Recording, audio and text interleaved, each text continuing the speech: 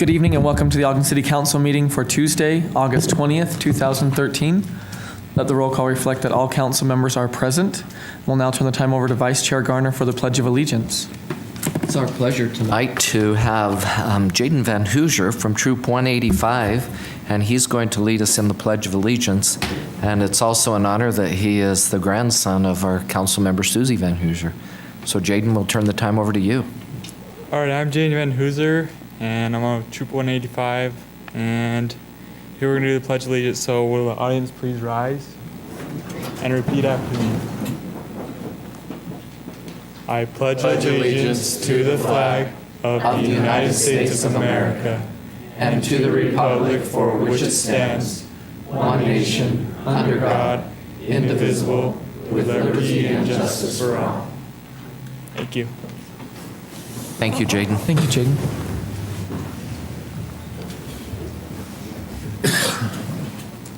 We'd now ask that you join us in observing a moment of silence.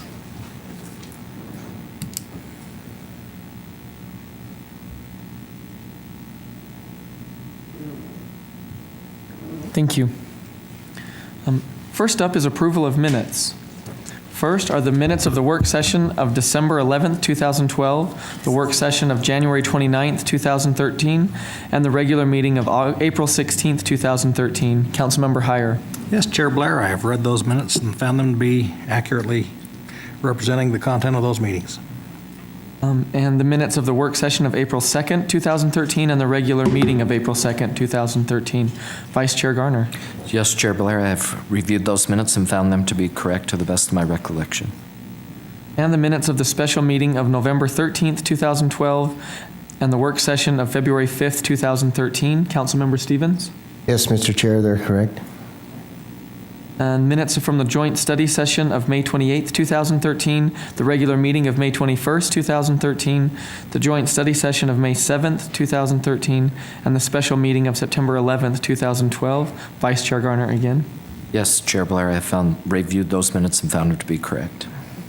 And the minutes of the study session of April 2nd, 2013, the closed executive session of April 2nd, 2013, the joint study session of April 23rd, 2013, and the work session of April 23rd, 2013. Councilmember Wicks. Thank you, Chair Blair. I reviewed those minutes and they are correct. And the minutes of the study session of February 5th, 2013, the regular meeting of February 5th, 2013. Councilmember Van Hoosier. Chair Blair, I've reviewed these minutes and find them to be correct, and I move that we approve all the above minutes. I'll second. We have a motion from Councilmember Van Hoosier to approve the minutes and a second from Councilmember Heyer. This is a voice vote. All in favor? Aye. Any opposed? That passes. Next up is a request to be on the agenda, and it's a presentation of the Sunset Report from the Christmas Village Committee. Joe Packham will be giving that. She's the chair.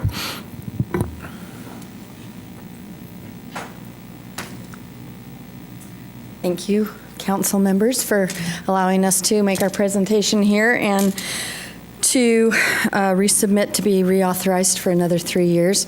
I know that you all received our accomplishments and have read them. I don't need to go over them in great detail, except to say that every year the opening ceremonies becomes larger. We have more fireworks. We have many more people attending. It's become quite a grand event. We've been very lucky in the last couple of years. The weather's been good to us, and the better the weather, the more people we have. But we're happy about that.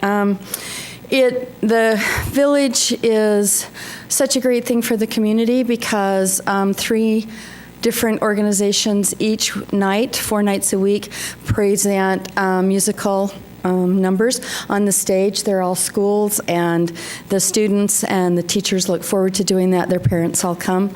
So that's a way of involving the community. The business community has helped us a great deal in building the cottages and funding the different static displays.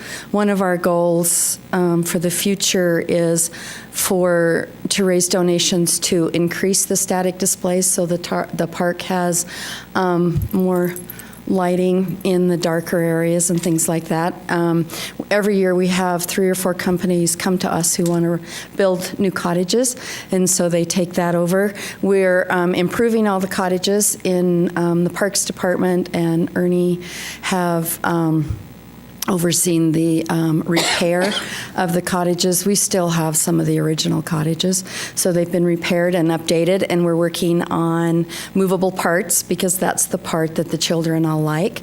So, and the economy's coming back, so lots of people are interested in this year in doing new things to their cottages and making them even better.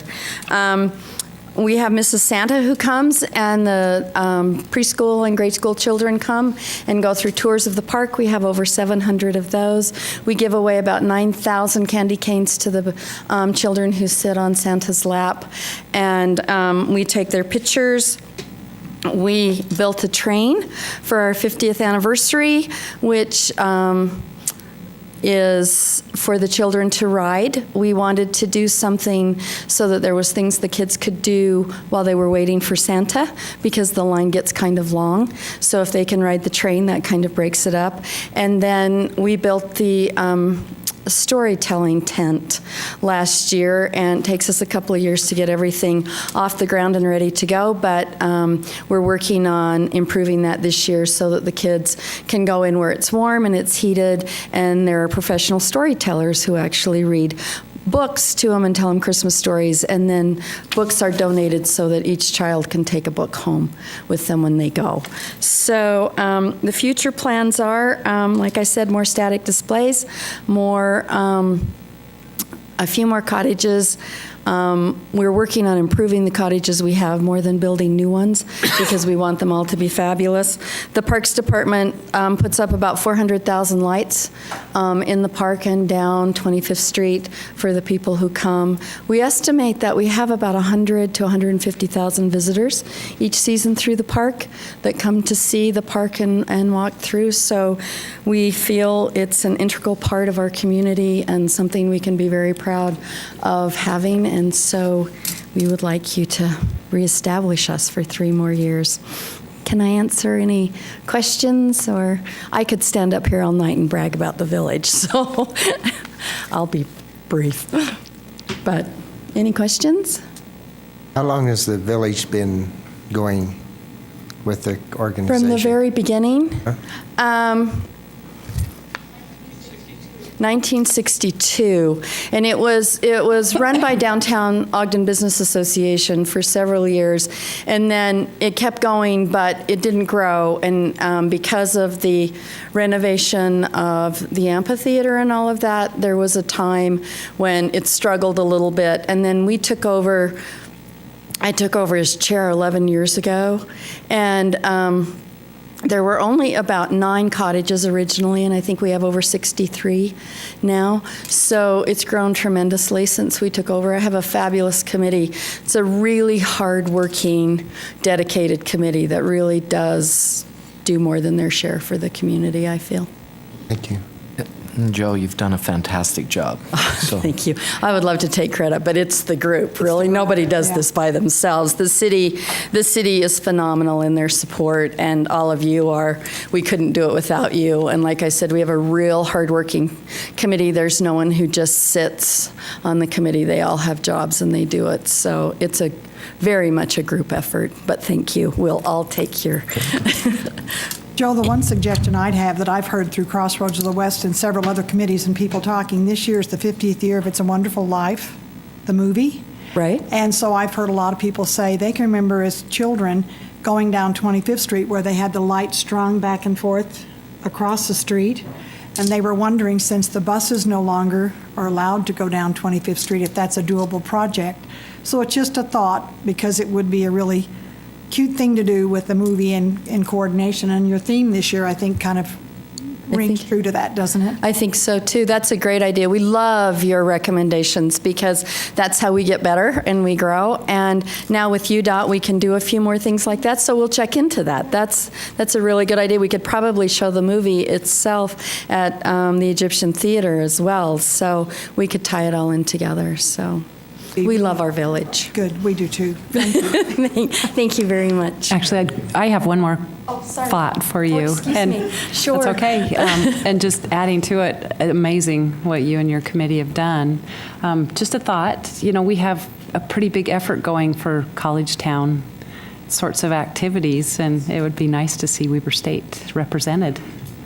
That's a really good idea. You know what happens is, I have to say, we try things, and then they don't work very well, so they kind of go by the wayside and you don't try them again. So it's always nice when you guys remind us of that, because I agree, we would very much love to have Weber involved, the university, and everything they're doing up there, because it is those young students and the young parents and that can participate in all of our events for free.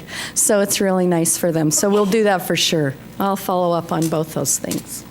Anybody else? We love your ideas, so just email me. Thank you. Is everybody done? Okay. Thank you. Next up is proposed ordinance 2013-40, amending sections of the municipal code. Will there be a... Perry will make a brief presentation about the ordinance.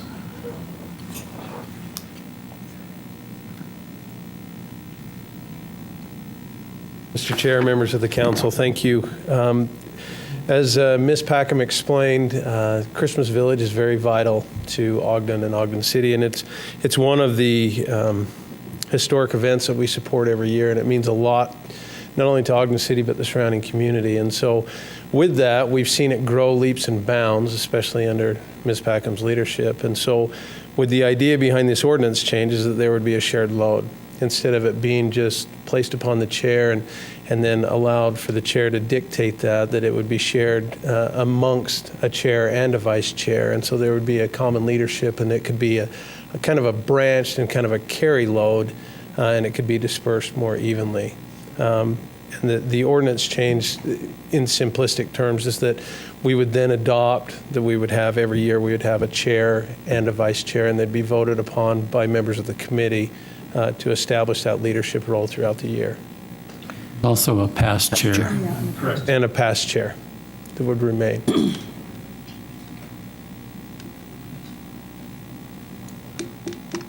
Questions? Thank you. That, I would, if there's no further discussion, I would make a motion that we adopt proposed ordinance 2013-40, amending the sections of the municipal code that pertain to the Christmas Village Committee. I'll second it. We have a motion from Councilmember Wicks to adopt proposed ordinance 2013-40 and a second from Councilmember Van Hoosier. This is a roll call vote. Councilmember Gochner? Aye. Councilmember Heyer? Aye. Councilmember Stevens? Aye. Councilmember Van Hoosier? Aye. Councilmember Wicks? Aye. Vice Chair Garner? Aye. Chair Blair? Aye. That passes. Can I interrupt just a second? Sure. There's one thing that I would request too, and that is that we keep a good history. It seems like Ogden does all these wonderful events, and we have all this going on, and then it seems like when it's over, it's over.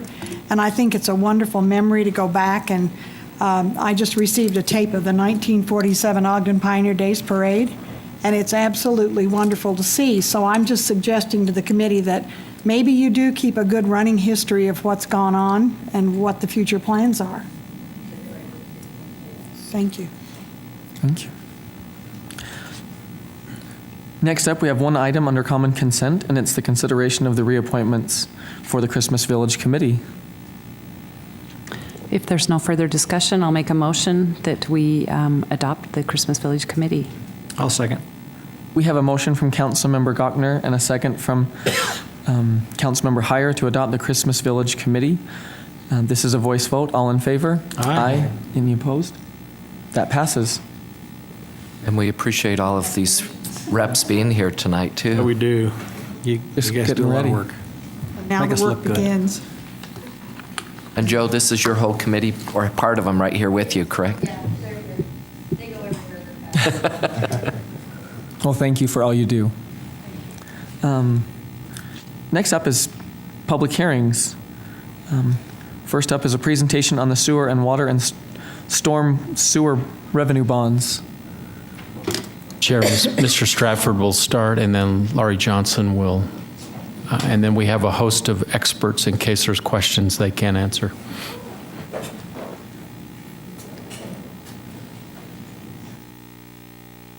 So in your packet, you received a list of questions and answers dealing with this particular issue and the choice that's been placed before you tonight and kind of what your options are. That's been talked about in a number of meetings. I don't really intend on going through those point by point. I might address a couple of them, but if there's anything in that question and answer document that you feel like needs to be addressed, please let me know and I'll be happy to address those items. To start off with, just a quick summary about the need for this bond. And I hope that this whole presentation doesn't take too long because of the amount of time you've already put into this. But the current bond proposal for about $13.5 million allows the city water department to construct a new water treatment plant for about $11.6 million, to complete the installation of the automatic meters for $1.5 million, and then has a small piece, about $250,000, for some water line replacement. These projects, as you're well aware, cannot be completed with the available cash on hand, even if we used 100% of our cash on hand. And if we tried to do that, not only would we not have enough money, but we would violate both the joint resolution that you adopted with the mayor a year ago addressing the financial policies of the water utility, and in fact some of our bond covenants from prior bonds that require us to maintain money to make payments on those bonds, and also some covenants that we have in particular with the state of Utah that we will have some money in a construction reserve fund. And so the short answer is that's the need. We don't have the money to pay for it, which is why you're being asked to consider bonding for these projects. As usual, the water utility and every utility always has more needs, has more projects that it needs to do than it has money. And so one of the questions that I think is logical to ask is, well, do we have a principled way of determining when we bond versus when we don't bond? Because we have so many projects out there, we could issue $100 million in bonds and still not be able to catch up probably with all the things we need to do. And that is answered really in two ways. First of all, it's answered from the original vision that started in 2008, that there would be bonding done for particular big projects that serve major portions of the city. And if you look at it that way, the original bond paid for new storage at 9th Street, as well as additional storage on 36th Street and transmission lines connecting all of those functions together. It included money for well rehabilitation and well investigation. All of those are examples of items that if they were to go out of service would affect very large portions of the population. That bond also indicated that there was an awareness that the Canyon water line itself needed to be replaced and that the water treatment plant needed to be replaced, but that those would have to be addressed in subsequent years. And again, those are both examples of large-scale items that serve the entire community. And so that's really, I think, the philosophy that the water department has adopted in determining when does it come to you for bonds, is these large-scale projects. As we deal with individual neighborhood projects, even though there's lots of them out there that need to be done, I think the goal has generally been to try and pay for those out of annual revenues and operating revenues and the money that's available from year to year. And then one other brief update on the 2008 bond is that next week you'll be getting a complete report on the status of the funds from that bond.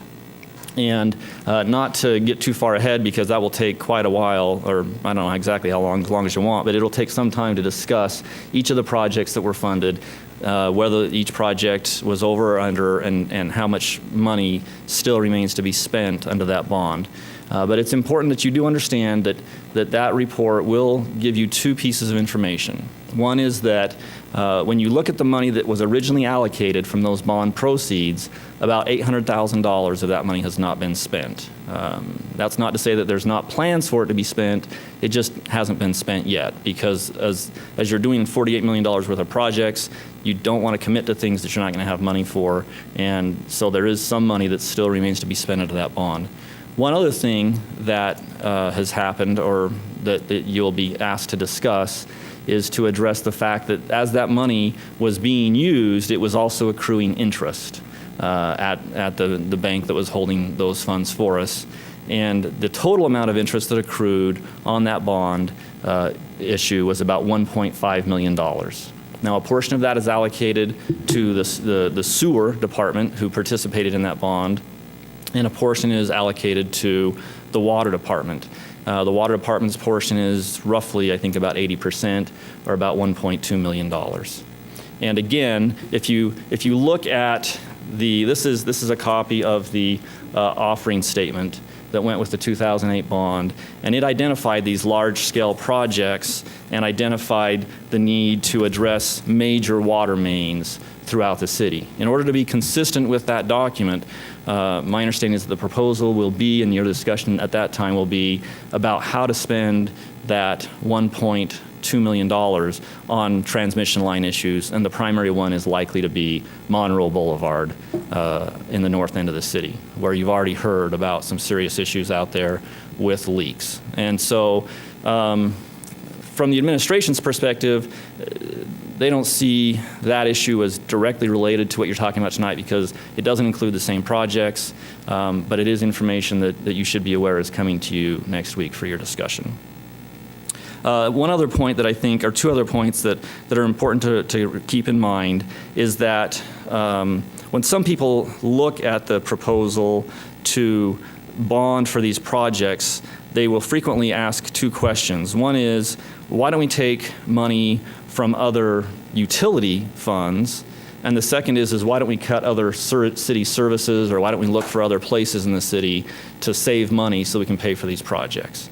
And the answer is that each of these utility funds, as you're well aware, operates independently as an independent operating entity. And as an enterprise fund, it's responsible to cover its own costs, to bring in revenue to cover capital projects. And as a result, it doesn't participate, the water, for example, doesn't participate with storm sewer, nor does it participate with the sanitary sewer, and it shouldn't be taking money out of general city funds. And as a result, this bond is solely based on water, in the case of water, and solely based on storm sewer in the case of the storm sewer bond. And so that's why there's no discussion about taking money from other places to cover those costs. And the other one is whether or not there's going to be an increase in people's water rates. As the question and answer document explained, the financing, or the rate schedule that was adopted by the council last year set rates, established a rate increase that was phased in over 3 years, and there's no proposal that those rates would be changed or increased in any way. We'll just continue collecting the rates the way that have already been authorized. But weren't those set assuming that our interest rate on the bonds, the future bonds, would be lower than what it's looking like it's going to be?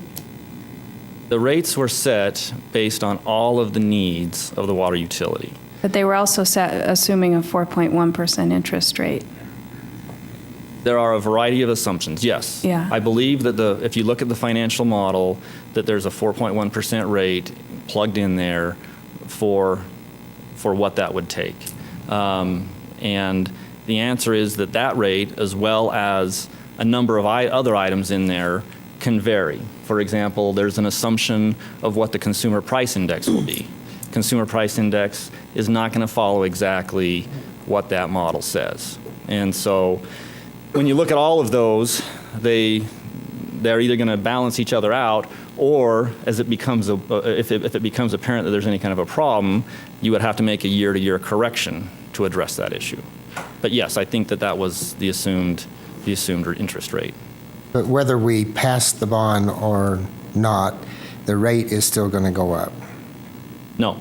Well, the basic rate will. The third phase of the increase that you approved last year will go into effect next year, but there will be no new rate increases. That's right. As a result of issuing this bond. But the rate increase is already built into the system there. Yes, that's correct.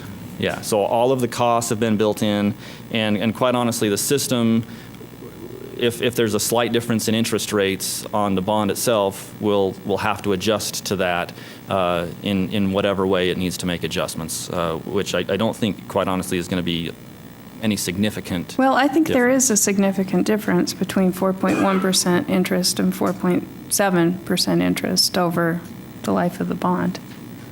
I mean, that's millions of dollars that we're paying in interest that could be going to projects that is going into interest instead. And that actually leads directly into the next point that I wanted to make, which is really there's a spectrum of opinions or ways of looking at how much you bond for and how long you bond.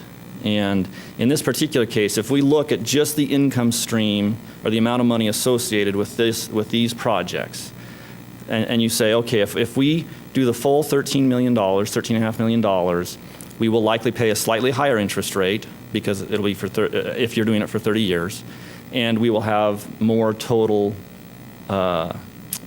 interest payments over time. If we were to issue a smaller bond, then we would have potentially lower interest rate, especially if it was for a shorter period of time, and potentially have that revenue stream available in the future. But I think one of the critical things to understand about that is that if you lower the amount that you bond for, and if your decision is to say we're going to wait to make that money available to be used in the future, you're waiting for 20 years to pay off the bond before you're going to be able to have that revenue stream available for projects. In the meantime, the initial project that you might have funded is going to go up in price. And so by the time you get to year 20 and your revenue stream is available, you are going to not be having 100% of that money available. You're going to have to actually pay more for that project at that point, and there's no guarantee that that trade-off is going to give you more projects. And quite honestly, at the end of 30 years, the water department, what the water department cares about is how many projects did it get done in 30 years. It plans out, it gets to that date, and it looks back and says, what were we able to accomplish? If you paid a little bit more in interest, but you were able to get the same number of projects or more projects done, the water utility is just as well off as if it paid less interest and had to pay more money for that project later on, and in fact is better off if you're able to build the project at the very beginning to complete all those projects because you've gotten the use of it for the full 30 years. If you wait for that income stream to become available 20 years down the road, you're only going to get 5 or 10 years use out of that. And so while I don't want to downplay the importance of the amount of the bond or the interest rate associated with it and the timing, there are legitimate points on both sides of the spectrum that can support a conclusion that you should bond for more up front, even though you're going to have higher interest payments, total interest payments.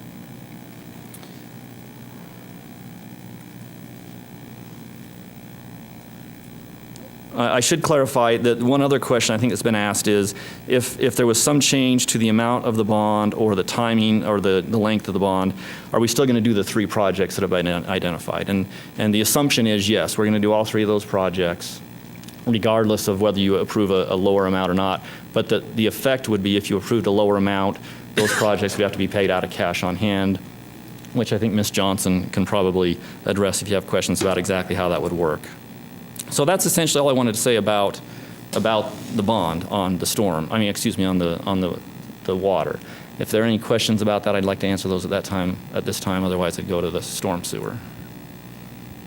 In our work session, you mentioned that the water department came to you and asked for funding for a project, and you said no, they could not do that because they didn't have any funds to complete that project. Was that correct on that? That's correct. On the Monroe Boulevard project out on the north side of the city between about 2nd and 7th Street, they had prepared a bid that they wanted to go out and get bids on with the expectation that money would be available for that.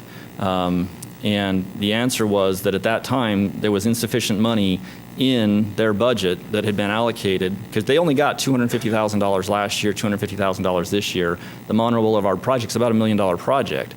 So they actually couldn't go to bid on that particular project that needed to be done because they didn't have enough money allocated in their CIP accounts. And that's actually where next week's discussion will come into play about at least being able to address that particular project getting that project going, and then any other projects behind that moving up in priority so that they can get done. But that's correct. I really don't have a lot to say about the storm bond, except that you may have noticed if you've looked at the financial model that contains information about the storm bond projects, and really it's only going to pay for one project, or at least a portion of one project. That bond for storm sewer will pay for the line that runs down Harrison Boulevard to the Ogden River. That project's going to be about a $5.5 million project. The bond is only for $4.5 million. The difference will have to be paid out of cash on hand. But if you look at that total model, you can see that after about 4 years, the model doesn't show additional capital expenditures. And a question that might come up from that is, well, if there are no capital expenditures after 2018 or 2017, why are we bonding today to do this if we can just wait? And the answer is that, if you recall, you approved a master plan for storm sewer that addressed capacity issues only. And those were laid out over about a 4 or 5 year time frame to be completed.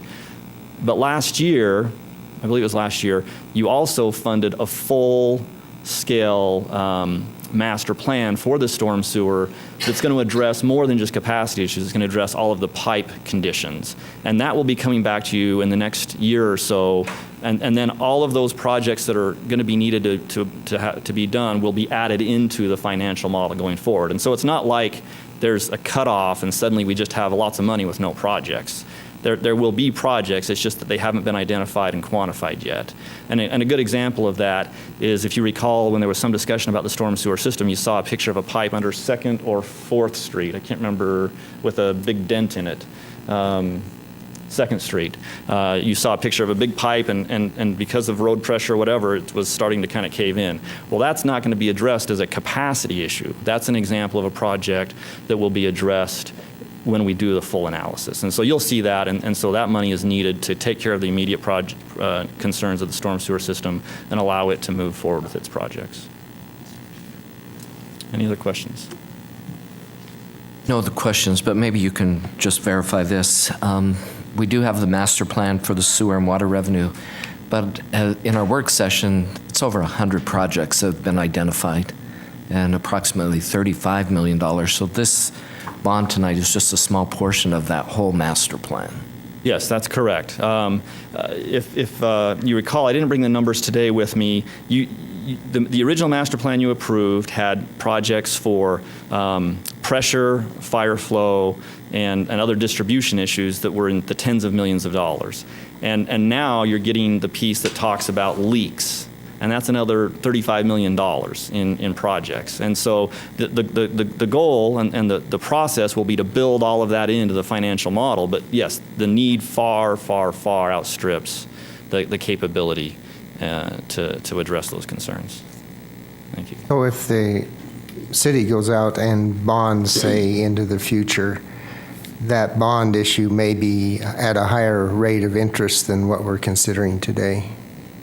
Yeah, and I didn't address that, but so historically, bond rates have been very low in the last couple of years, and we've seen them creeping up a little bit. But if you still look at the historical price of money, if it's 5% or 4.7% or 4.5% or 4.1%, any of those numbers is a really good deal for borrowing money compared to what you would have looked at historically. And that's actually another argument about why you would potentially want to support the bond for the higher amount today, because you're getting money, although not at the amount that was projected in the financial model, you're getting it at an amount lower than you would reasonably be able to expect to get that in the future, and gives you more flexibility, gives you the ability to complete more projects at a lower cost of borrowing.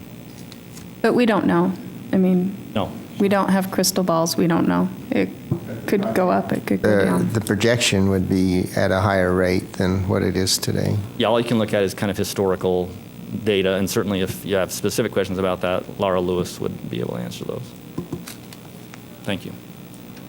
Thank you.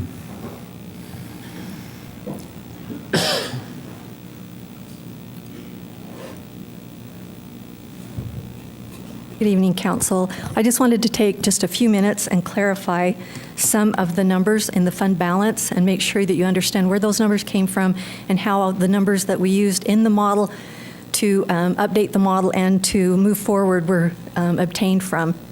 And so to start with, I'd like to go to this slide, and I apologize, this is very small, but it's important to go over these numbers. And the first one I'd like to clarify is where it says fiscal year 12. So I'm looking at the first number to your left. It says $8.779 million. This number came from the fiscal year 2012 Certified Audit Financial Report, the CAFR. Okay, so that's a number that we know that had been audited, that had been derived through the whole process. As we go to skip the next column and go to the next two columns as we look at the use of fund balance for fiscal year 2013 and the return to fund balance for fiscal year 2013. And basically what these numbers are is the use of fund balance says we're going to use this much out of that fund balance. So if you look at the 8.7, we would take 1.785 to use for retained earnings for capital. Then we would increase this return to retained earnings by over $3.2 million, as you see in the next column. The first point I'd like to clarify on these two columns is the number that was in the fiscal year 2013 adopted budget was $1.65 million less. So this number, which is based not on the Lewis Young Comprehensive Financial Study, but it's based on the fiscal year 2013 adopted budget. And this number does take into account that we expect the revenues at the end of the day. And these, let me clarify very quickly. This is, and I put this up here, unaudited preliminary fiscal year 2013 data for a reason. It's not the end of the day data. It's going to change. There are many, many, many, many adjustments that are going to be made over the next several months as we go through, all of the field work with the audit and all of the adjustments. You might note that a government entity, by law, is required to keep their books open for 45 days after the end of a fiscal year. So Friday, we actually were able to officially close our books as of just Friday. If you remember, I tried to put these numbers together for you a couple of weeks ago. You know, a lot of things have even changed since then. As you accrue things back, we still have expenses to be accrued, et cetera. However, I did try to project that we expect our revenues at the end of the day to be a little over $900,000 higher than was in the adopted budget, and expenses to be approximately $700,000 lower. That accounts for this higher number that would go into retained earnings. And so if you looked at the projected fund balance for fiscal year 2013, just using that information, it shows a fund balance of over $10 million. Now, if you don't look forward to fiscal year 2014, there's a critical point, a critical transaction that happened a few weeks ago that has to be taken into account. And as you remember, a few weeks ago, the council authorized the use of $1.5 million of projected fund balance, the money that was going into retained earnings in fiscal year 14, to be used for an emergency purpose, to fix a water line. So if you took that $10 million, it stood alone, you've got to reduce it by the $1.5 million that you authorized for the emergency, and that would reduce it to $8,736,953. But if you look ahead to fiscal year 14 and include those numbers, which are projections, based on the fiscal year 14 adopted budget, again, those are the budget numbers, we would increase the fund balance by another $100,000. That $1.5 million has been taken into account in those numbers, and the adopted fund balance, as we see it at the end of fiscal year 14, based on the information that we have at this point in time, would be a little over $8.5 million. The reason that's important is when you receive the very, very initial projections based on your options, the fund balance was much, much lower. But we used this $8.5 million to reset that model, if you will, in projecting days of cash on hand and in looking at the available cash and those kinds of things. But I wanted to be very clear on where this number came from and how we derived this number. And so that is the number that's been used in the options that were presented. And very quickly, I just wanted to And I know that you received this in your packet. These are the numbers of the water bond. I think I skipped a slide. Okay, it's not showing up for me.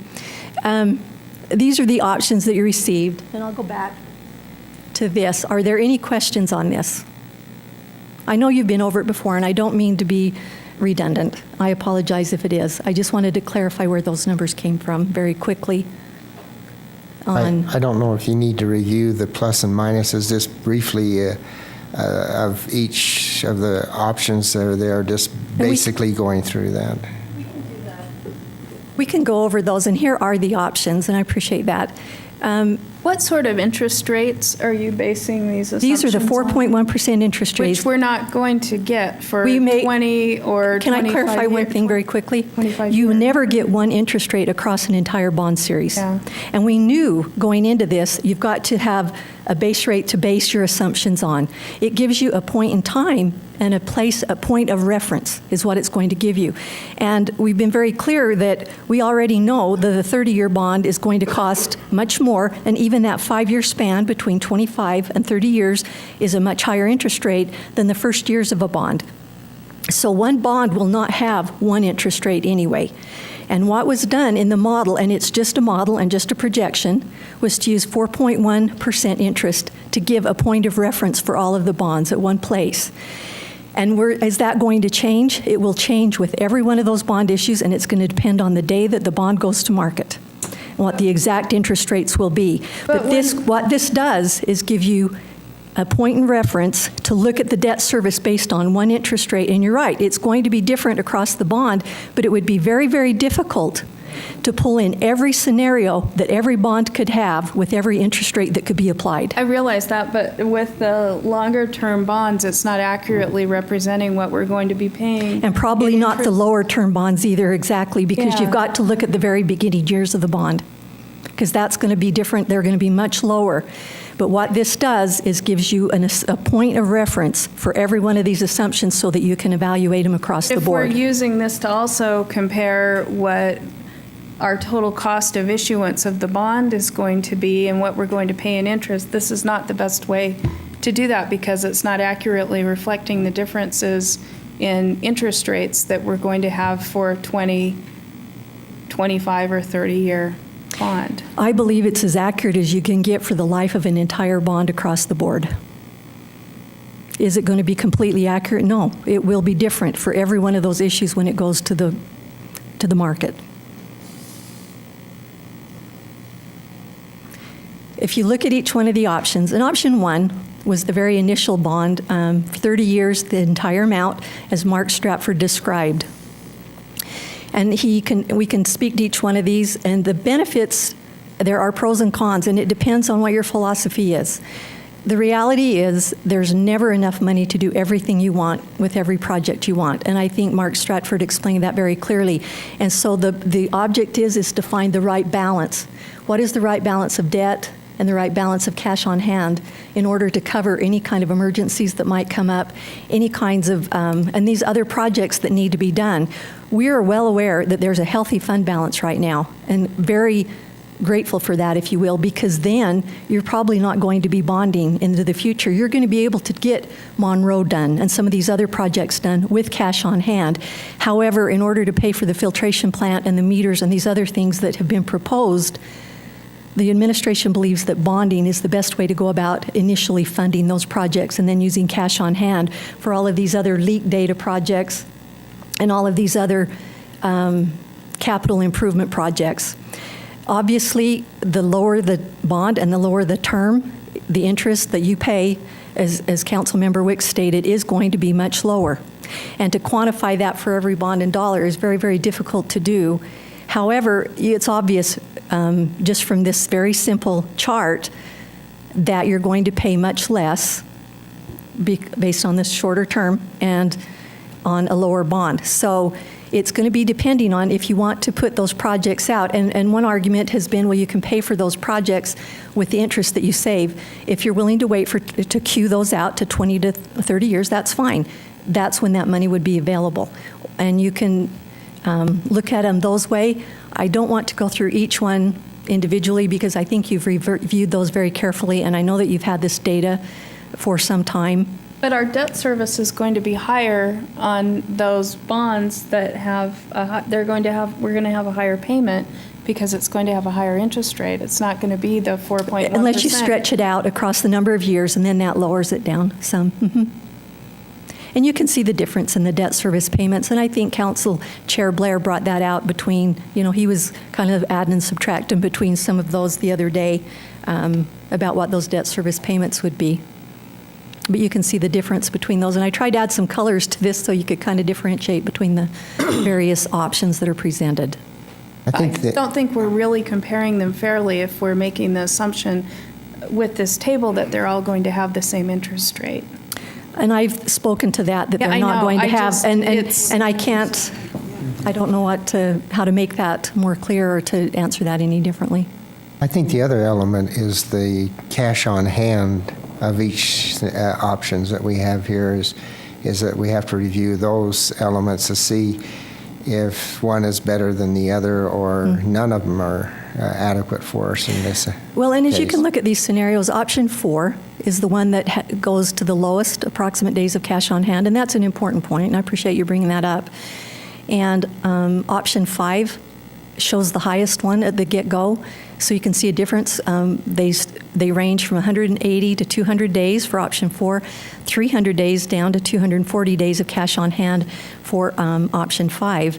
And as the council has passed by policy, they very critically don't want to get below, initially it was set at 150 days, but knowing that you really needed to be at 180 days, which is over $6 million, but with a goal of someday getting to 360 days of cash on hand, which is over $12 million.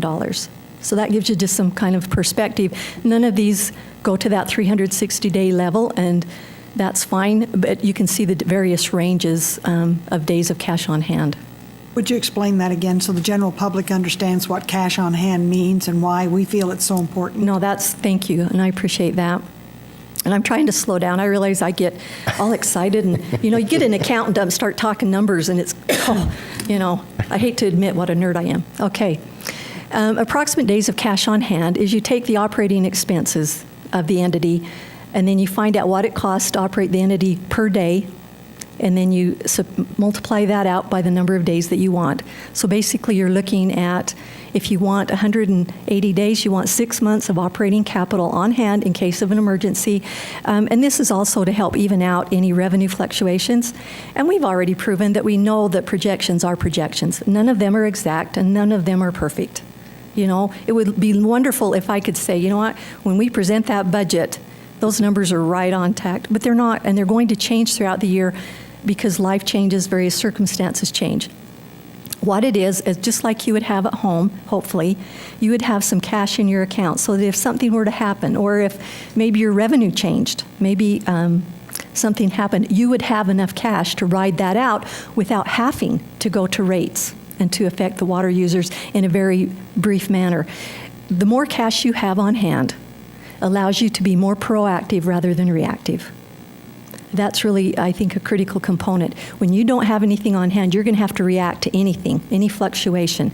If you have a little cushion, you're going to have more flexibility to be proactive. The more cushion you have, the more ability do you have to be proactive, regardless of what comes down the road. What about the bond market? If we have, say, 300 days of cash on hand, does that have an impact when we send these to the bond market?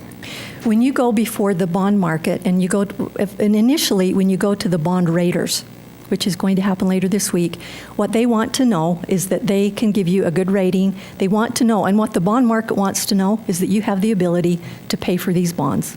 And that even if something happens, something fluctuates, and they're going to look at 5 years of data, they're going to look at your certified audit reports, and so that days of cash on hand is beneficial.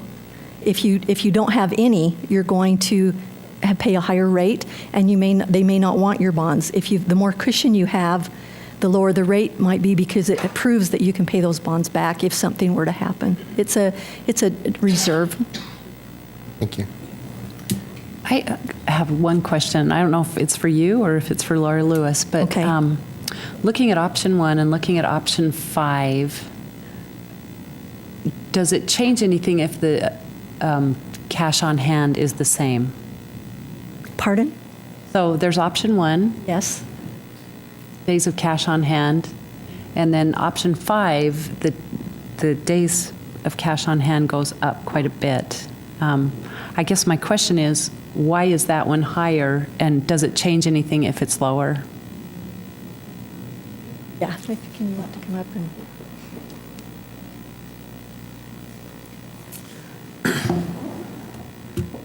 I'm going to restate your question and see if I've got it. So your question is, under option 5, which has a longer bond than option, which one were you comparing it to? Option 1, so 5 is shorter. Okay. So option 1 is a 30-year. Option 5 is 25 years. Because your debt service payment, so let me think about this. So your debt service payment, and I didn't prepare this table, so I'm sorry, I have to think about this for a moment. So your debt service payment is lower. You would expect that your days of cash on hand would be a little bit higher. Oh, the issuance costs are lower on the bottom one? I apologize, and I didn't mean to throw Laura to the wolves, but I know she knows all of this much better than I do. But just in reviewing this table, just from assuming what I can see, is your maximum approximate issuance costs are $10,000 higher in your option 5, and I would assume that that gives you just enough cash to increase those days by a few days there. And there could be some other things because your debt service payment is lower in option 1. And what I'd like to do is go and clarify those. I think they should be a little tighter than that.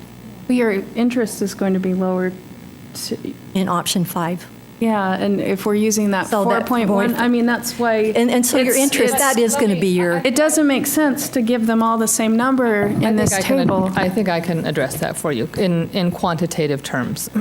So while you've been having this discussion, I pulled up today's MMD. It's the municipal market data. It's I mean, if someone can plug me in live, so there's the lovely thing of what it looks like. So it's a bunch of different interest rates based on a rating of a bond and its maturity.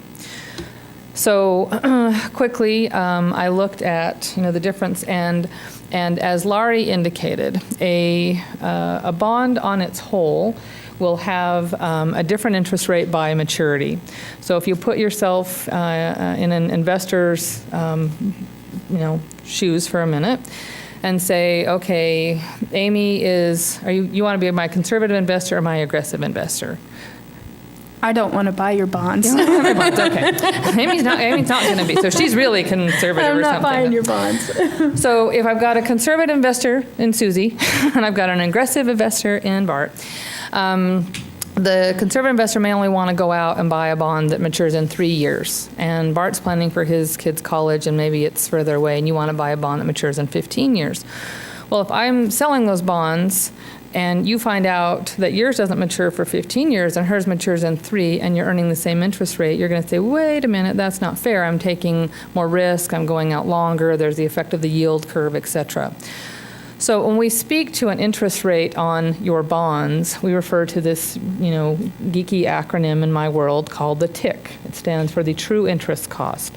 And it's a weighted average maturity of that interest with each of those principles. So the best way to think about it is when you went to college and you took a 5-hour credit course and got an A, that was 5 hours worth a 4-point right grade point if you got an A.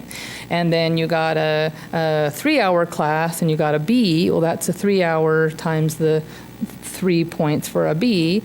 And to come up with your grade point average, they weight that. They give you more credit for the fact that you got an A in a 5-hour class than you did getting a B in a 3-hour class. So it's the same kind of thing. We multiply the principal amount that matures in each of those years at those different rates and against the principal in each of those and come up with this true interest cost.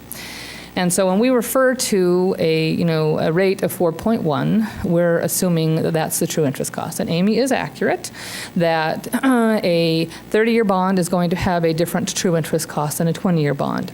So with the magic of my handy-dandy HP calculator and looking at the MMD today, I don't have the benefit of our quantitative software here, which is called Munex, to run the detail of the numbers.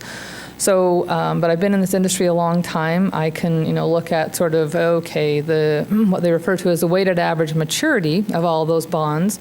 So if we look at the fact that, on a $10 million bond issue, you're going to have, just like with the mortgage payment, you're going to have more principal that you pay out long and more and less principal you pay up short because your interest payment is higher. Same kind of thing. So there's this another term of art called the weighted average maturity, or the WAM. You'll know more, little acronyms for my business than you ever wanted to know. So the WAM is the weighting of that, and that will change as you lengthen or shorten the life of those bonds. So to be very conservative, I've looked at MMD, and instead of trying to guess what the weighted average maturity might be, even though I have a rough feel for that on a level debt service for a 20-year versus a 30-year bond, we can, sort of quickly look at kind of the worst case, because it will be something different than this because of the whole weighted average thing that I've explained. So if we look at a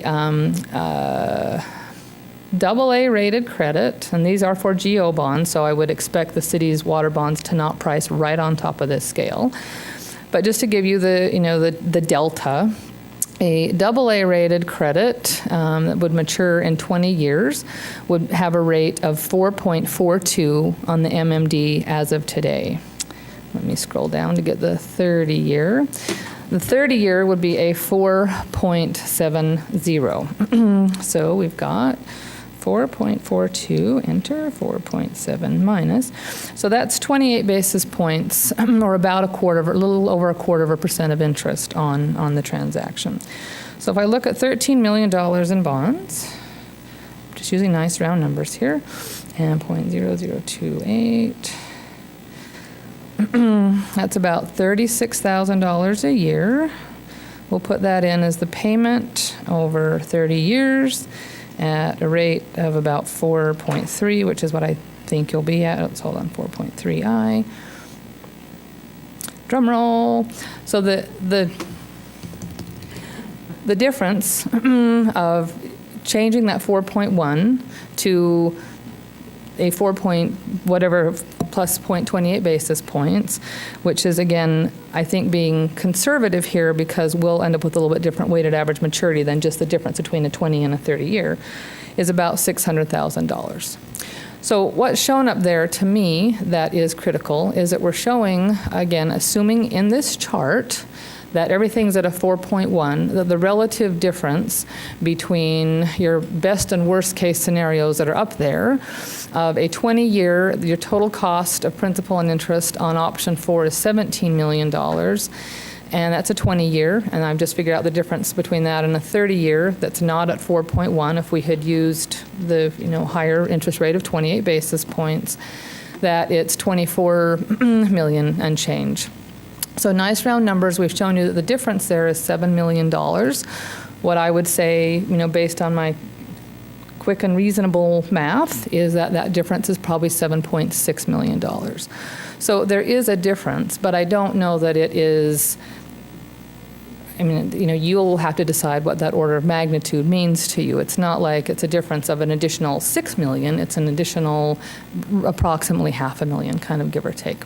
So if that helps to frame your argument in terms of, which one of these looks better or worse to you, there's some additional numbers for you. At our last session. Are there other questions while I'm here? So back to my question, can you explain why the days of cash on hand is different? To be honest with you, I cannot. I did not, I have to plead a little bit of ignorance if I did not put this chart together. I will tell you that in my mind, your days of cash on hand should be bigger when you have lower debt service payments. And that's a little counterintuitive to that to me. So my best answer is I'm sorry, I don't know, and I'd have to dig into these numbers more. So the last session that you were here, you mentioned that 30-year bonds were more difficult to sell than say, a lower number of years. Is that true? You know, where the market's really struggling right now is in what we refer to as the belly of the deal. And we see that across taxables and tax exempts. So if we were with this deal in the market today, I think where we would be challenged in finding buyers, and again, I'm not the one that does that, we'll hire an underwriter to do that. Where they will be challenged in finding buyers is in the 25-year range. I think the long buyers, the 30-year buyers are there. I'm not saying that's not a reason to not shorten it up, but it's sort of the belly of the deal, anywhere from sort of the 15 to 25 that people are sort of struggling with. And we'll find buyers, but that's where we see less orders coming in than in some of the other maturities. How does that affect the interest rate?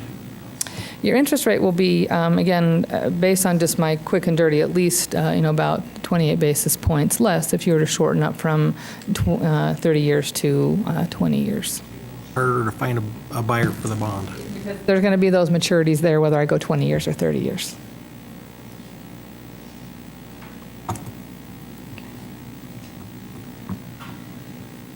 And I'm still pondering your question. And if I think of it, I'm going to spring. So let me ask it, sorry to harp on this, let me ask it a different way. If in option 5, the days of cash on hand were more similar to option 1, where it was 250 to 275, how would it change the rest of the equation? It wouldn't change it? Okay. I mean, that's my bottom question. I mean, honestly, I look at the difference between 200 and 250 to 275, 300 to 240. I'm still a little bit in a quandary about the way this is being shown. So if I look at the lows and the highs and compare each of them in those two options, you're talking about a difference of 240 days cash on hand, that's the low in that one, to 250 days cash on hand as the low, in option 1. So we're talking about a difference of 10 days cash on hand. And on the high end in each of them, 275 to 300, that's another 25 days cash on hand. So somewhere between 10 and 25 days cash on hand is how those are going to differ. In Lara Land, that's not going to make or break the difference between a rating. Now, the difference between 100 days and 200 days is going to matter to the rating agencies a lot more. So Okay. I kind of look at that and say it's a little bit nominal. Okay, that's all I needed to know. Thank you. But I think we do need to get an answer to the question as to why those numbers, if they don't make sense, are they right? Are the assumptions in that table right? It's a typo, and that would make sense to me. Mark just mentioned, and then suddenly everything makes sense to me. If the 300 is a 200, if that's a typo, then it makes sense to me. But again, I will have to check that. I can get on my laptop and try to communicate with the people I need to do that. But if it is a 200, then it still doesn't make much of a difference? No, I think as I've presented to you in previous meetings, I don't, of any of these options, I don't really think there's a true right and a wrong. It matters what you want to, if it were that crystal cut and I was thinking you were just marching down the wrong path with any of these, I would certainly tell you. I think it does matter from how you want to see the water fund manage. And we all know that it has not, long-term historically. I don't mean like last year historically. I mean long-term historically, it hasn't been managed so that you could make improvements on a pay-as-you-go. It was managed as a, duct tape and Band-Aids, and let's see how long we can eke it out. So if I thought you were leading to a path that was going to do that again, I will be the first one to stand up and say, our infrastructure nationwide is crumbling. Don't be a part of that. You've taken so many steps in the right direction. And encourage you to continue to taking those right steps. Now, it's, the better is to have more cash on hand better is to have, so that you can, see what life looks like when you get your CFP updated related to your pipes. And beyond that, I can't speak to that at all. So, as Mark indicated, there's always more needs than there will be cash. And, you just have to, your job, your Solomon-like job is to try to find that balance. If you were going to try to shorten this up to 5 years, I'd probably go on, or to take it out to 40, which you could do under state law. I mean, either of those extremes would worry me. You're kind of talking, most of these are sort of in the middle. And I don't think I think there's a preferable way for the reasons that have been stated, but I don't think it's worth, throwing anyone on a sword over one option versus the other. In this, again, if you're going 5 years or 40, yeah, I'd want to have a different dialogue, but. Thank you. Thank you.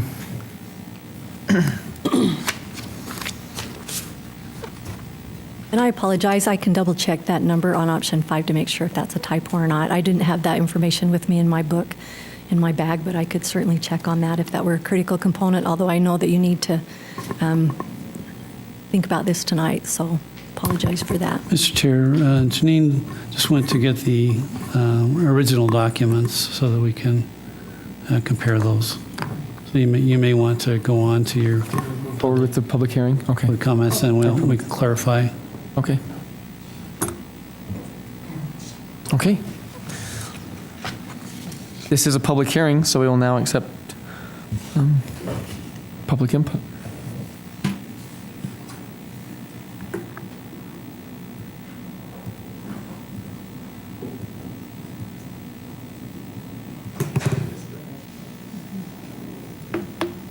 This is the public input, public hearing for the sewer and water bonds. I want to know why we need to get another bond. Why wasn't it presented the first time at the right amount that they needed to borrow? Why do we have to keep on going back? We're already in debt as a city. Why do we need to keep on adding to the debt? We should be paying off our debts. And it seems like every time I turn around, we're getting a school bond, we're getting a library bond, now we're getting another city bond. They should have had their act together in the first place. Listening to them talk up here, it sounds to me like the city department and the water part, it doesn't have their act together. It doesn't have it planned right. And maybe as city councilmen, maybe you need to start taking a look at, hey, why aren't they getting their act together? Why aren't they getting this stuff done? Why are they wanting to put more money into a system that's broke? Why can't we fix the problem, get it fixed right the first time? Why do we have to keep on coming back to this bond situation? I'm getting tired of hearing, oh, we need more money, we need more money. It should have been fixed the first time. When you come to the present it with the problem, with the right amount. I don't want to hear that you have $800,000 sitting in an account onto the side, not being spent to fix the water problem, yet you're asking for more money. Fix the damn water problem and use the money you've got. Thank you. Will you state your name for the record? Brandon Wachnick. Thank you. Thank you.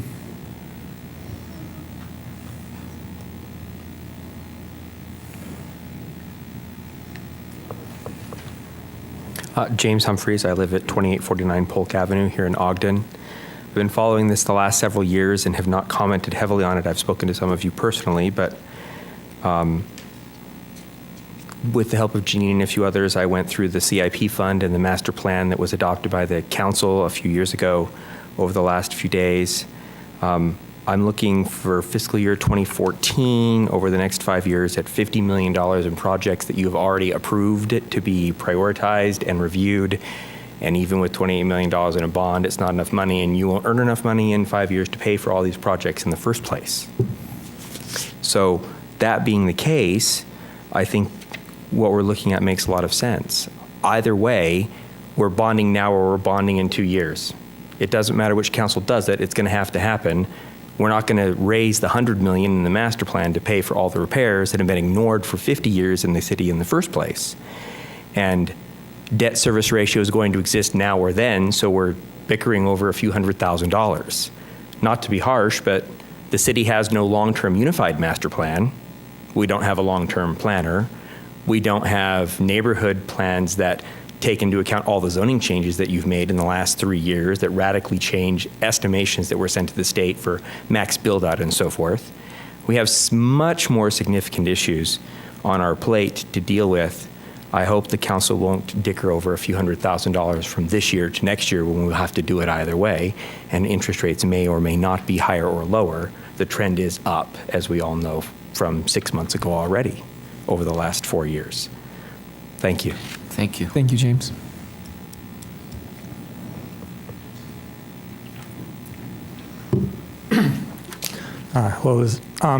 Can I just ask, will there be a separate hearing on the storm drain bond, or is it one hearing for both?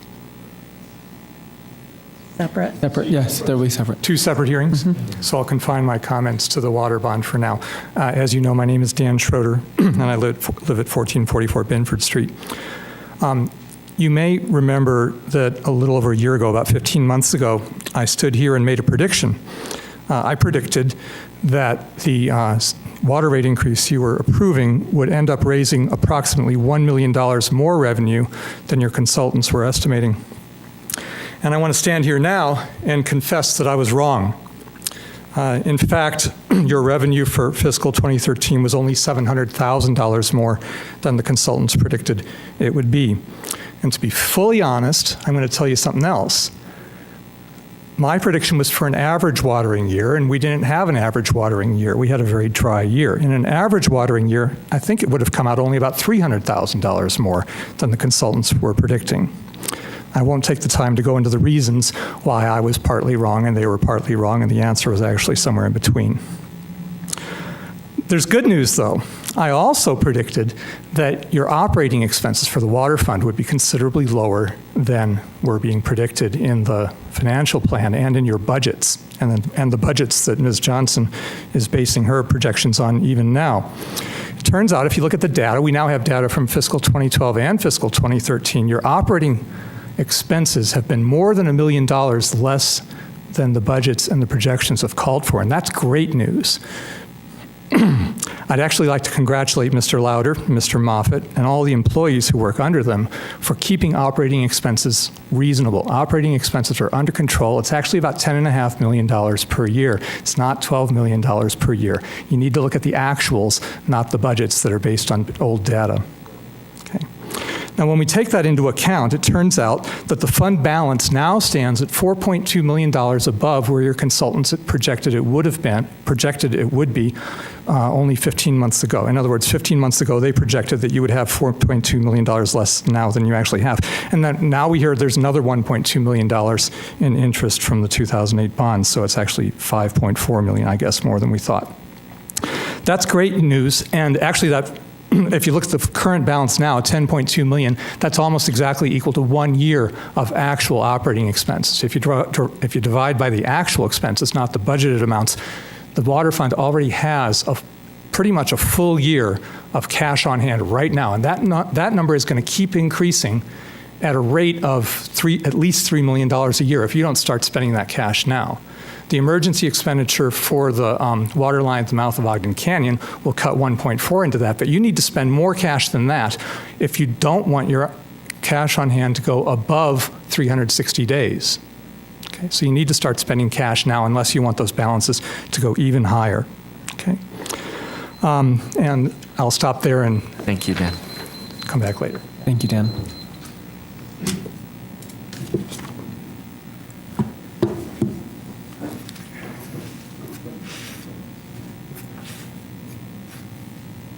So it's 3 minutes, right?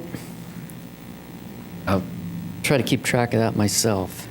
Okay. I'm David Smith. I appreciate the work of people like Dan Schroeder, looking at the actual numbers that we have here.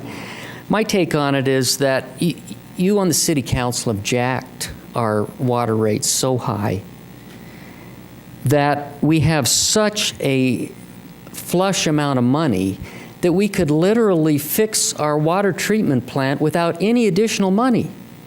That's how much money we have now because of the rate increases that you've already put through. And still there's another rate increase to come through. You know, we have a stunning fund balance that Dan Schroeder has documented. This city is practically awash in money, whether it's 6 months or 12 months of operating expenses. We had our consultants say, well, you want to have a little cushion. Well, how many of you have an entire year's family budget saved so that if you made absolutely no other money, you'd be just fine? That's the kind of money they're talking about having as a cushion. 6 to 12 months of cushion seems completely ridiculous. Another thing that bothered me is there's been talk here about how we have an opportunity to bond here, and so by golly, let's take every opportunity we can to get as much money as we can, because the bond ferry will be leaving Ogden after this week. Do you remember a time in your entire life when Ogden City wasn't able to bond? Ogden City can bond any day of the week it wants and always has been, will be able to next year and the year after that. And I was frustrated by the comments I've heard about, well, we need to bond now because interest rates are going up. If there's anybody in this room that knows what interest rates are going to be a year from now, they will be very wealthy very fast. Nobody knows what interest rates are going to do. In fact, interest rates have been falling for 30 years in the United States. And so when people pick and choose the time frames to say interest rates are going up, they've been going down for 30 years. So that's another trend line. Another thing that was a little frustrating is we've got not a city water guy making the pitch tonight, but the city lawyer.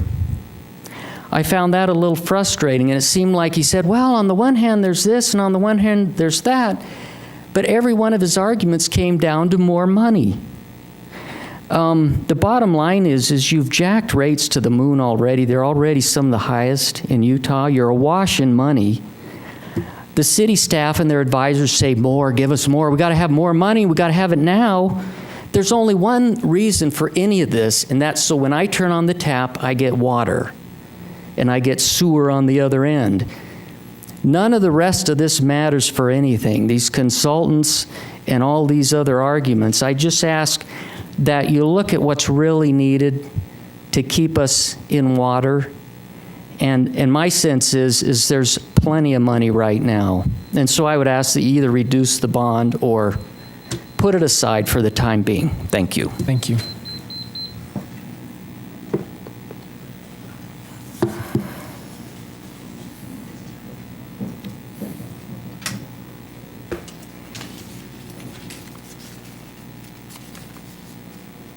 Jim, Mr. Larkin, right now we're talking about the water bond. Is that what you want to talk about? No, just public comment. No, okay, right not now there it's yet. a public hearing.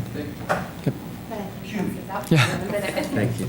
I just didn't want you to get up there and start and.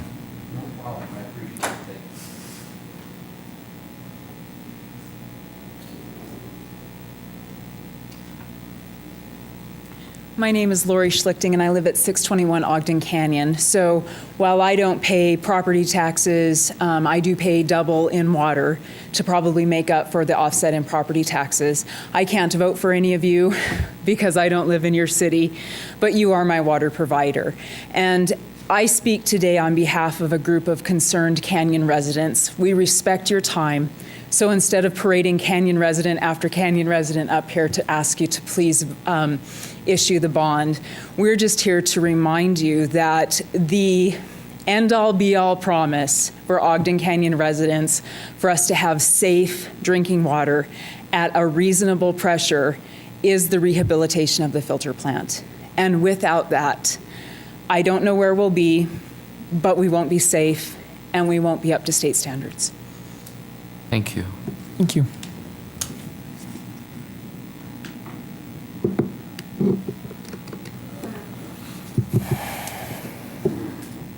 If there are no further comments, I'll make a motion to close the public hearing.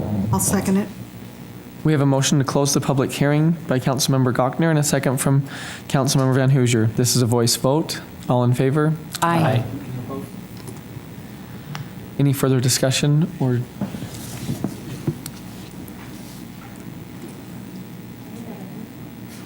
It looks like Laura Lewis has. I've been going over the data that we provided to the city, and whether or not my staff reviewed what was prepared here or not, I don't know. Wow, I rarely am asked to talk louder. I'll tell my children. So a couple of observations. The information that we prepared only looked at a 10-year time horizon. So it won't show sort of the long-term effects of the difference of the cash reserve on if you just issued a 20-year versus 30-year, because after the 20-year debt is paid off, you would be able to build up more reserves for those last 10 years. Okay, so the information that we provided was a 10-year time horizon, because that's what was looked at when we looked at the financial sustainability plan for your water and sewer system. In looking at that detail, so I'm not trying to show you was on the spreadsheet. I'm trying to look at what's on here. And it's, again, probably in the world of not a nominal difference, but we're showing for the scenario with 30-year debt, option 1, that you would end up in 10 years, that you would have 198 days of cash on hand. And in the 20-year scenario, you would have 203. So again, it's very nominal. Where that's really going to come to play is if you looked out, at a 30-year cash projection where you've only got 20 years of debt, then you would have all that more cash because you wouldn't be paying debt. So that's where it's really you're going to start seeing that come to life, if you will. That helped? Yes, thank you.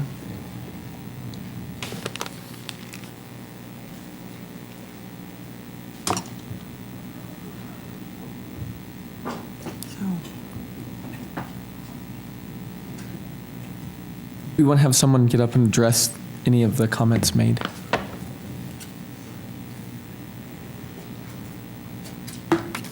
I think they're all pretty fair comments. I will say, and I didn't catch the name of the first gentleman who spoke about the concept that I understand the sentiment that voters were asked to approve 2 bonds in the last election, and it seems like there are lots of bonds being issued. But it was a conscious decision in 2008 not to issue bonds for everything, for a couple of reasons. Partially because the number of projects was so massive that to get them done was going to take time, and also because at that time the city council would have had to have increased rates to cover the debt payment on a bond of $70 or $80 or $90 million, because quite honestly at that time the projections, they hadn't done any full-scale engineering or anything. Projections for the filter plant and the Canyon water line were in the $40 million range. Now, when you look at those combined projects, it's half that, it's $20 million.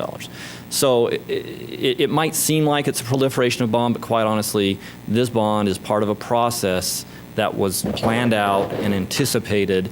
And as much as it might be frustrating to be talking about doing more bonds and more debt, it wasn't for lack of analyzing the situation and trying to come up with the best system that allowed projects to get done in an order that made sense and in a way that was financially responsible. As far as how you vote on which option, obviously that's your choice. Other comments I think are all pretty fair. I don't know that there's any real response one way or another to those, unless you have a specific thing you'd like clarified. Maybe I can make just one comment, 2 comments. I don't remember the dollar amount of what our entire infrastructure system is estimated at. Does anybody have that number? I think the rough number is usually about $500 million, $500 million. And so I think, in fairness to the citizens, and I'm one of those citizens that's paying the increased rate, we're talking about a system that's been largely neglected for many, many years and is quite old. And we've got to be able to spend some money on what we know are huge problems under the ground. And so it seems like we're continuing to spend a lot of money. We're not. Second comment that someone made, and I think it was valid, Mr. Stratford is one of our assistant city attorneys, but he's also considered to be one of the leading water attorneys in the state of Utah. And so because of his expertise in that area, we utilize it in the city, which I think is good. Third comment, I went to the rating companies back in 2008 with Laura and Mike Goodwin. And the rating companies told us that we hadn't instituted rate increases with enough time frame that we would even qualify to have done more of a bond than the 48 or 50 million or whatever we did at the time. But because our city had gone without rate increases in water for such a long period of time, they were real dubious about giving us a good rating or a good enough rating to be able to do the bonds back in 2008. And those just scratched the surface of a lot of the issues that we know we have under the ground. And it's hard for people to comprehend that because they don't ever see these pipes. It's kind of like when we were doing the Canyon Pipeline. The complaints went down a little bit when they started pulling the pipe out of the ground and people could drive by and see how bad the pipe was. 102-year-old pipe, it's never meant to last that long. And so I think if everyone could see what the water department sees and the sewer department sees and the storm sewer guys see on a daily basis when they're down there working on that infrastructure, they would understand why the administration's made the recommendation they've made. And you know, we've got a list of projects millions and millions of dollars long, and some of them we better get to pretty soon or we're not going to be able to deliver that water to the tap, and we're not going to be able to have the sewer work properly, and that's the problem that we're concerned about. When I was first a council member, Bill, back in 2002, we had a presentation from a study that was done around that time. I can't remember when that study was done. And they scared the living bejeebies out of me about the infrastructure needs that this city had when it came to water, sewer, and storm sewer.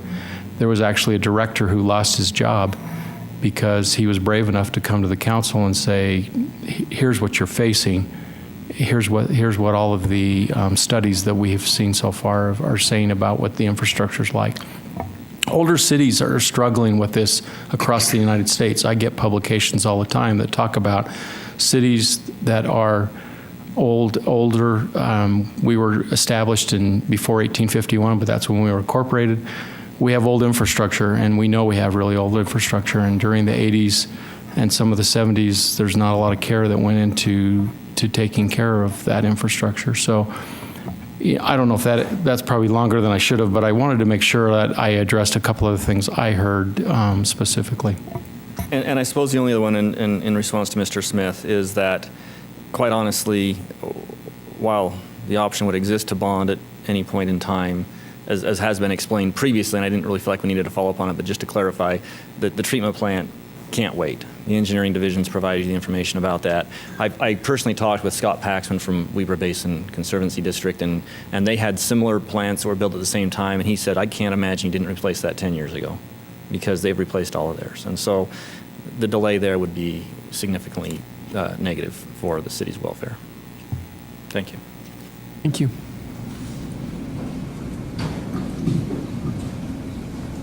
Any other further discussion? I wanted to bring up a quote that's kind of interesting. This is from our May 15th, 2012 meeting. It's from Laura Lewis. And it says, if you're lucky enough to maybe collect a little bit more, please do not forget your capital facilities needs for your treatment plant are not going to go away. So that extra money can go toward that project. You'll have to bond less. So if you do collect an extra $1 million, well, you're not going to flush that down the toilet, no pun intended. You are going to set that aside into your capital facilities plan. When it comes time to actually construct that very much needed non-earthquake sound treatment plant, that money will go toward that and you'll be able to borrow less. That was from last year. And we are in that situation where we did collect more than we initially thought we would. So I just think that's an important point to remember that, you know, these are taxpayer dollars that we're working with. We're charging people. We have some of the highest water rates in the area, and we are collecting money, and I think it's important to spend those dollars wisely. Now, do we spend those dollars on interest, or do we spend those dollars on projects.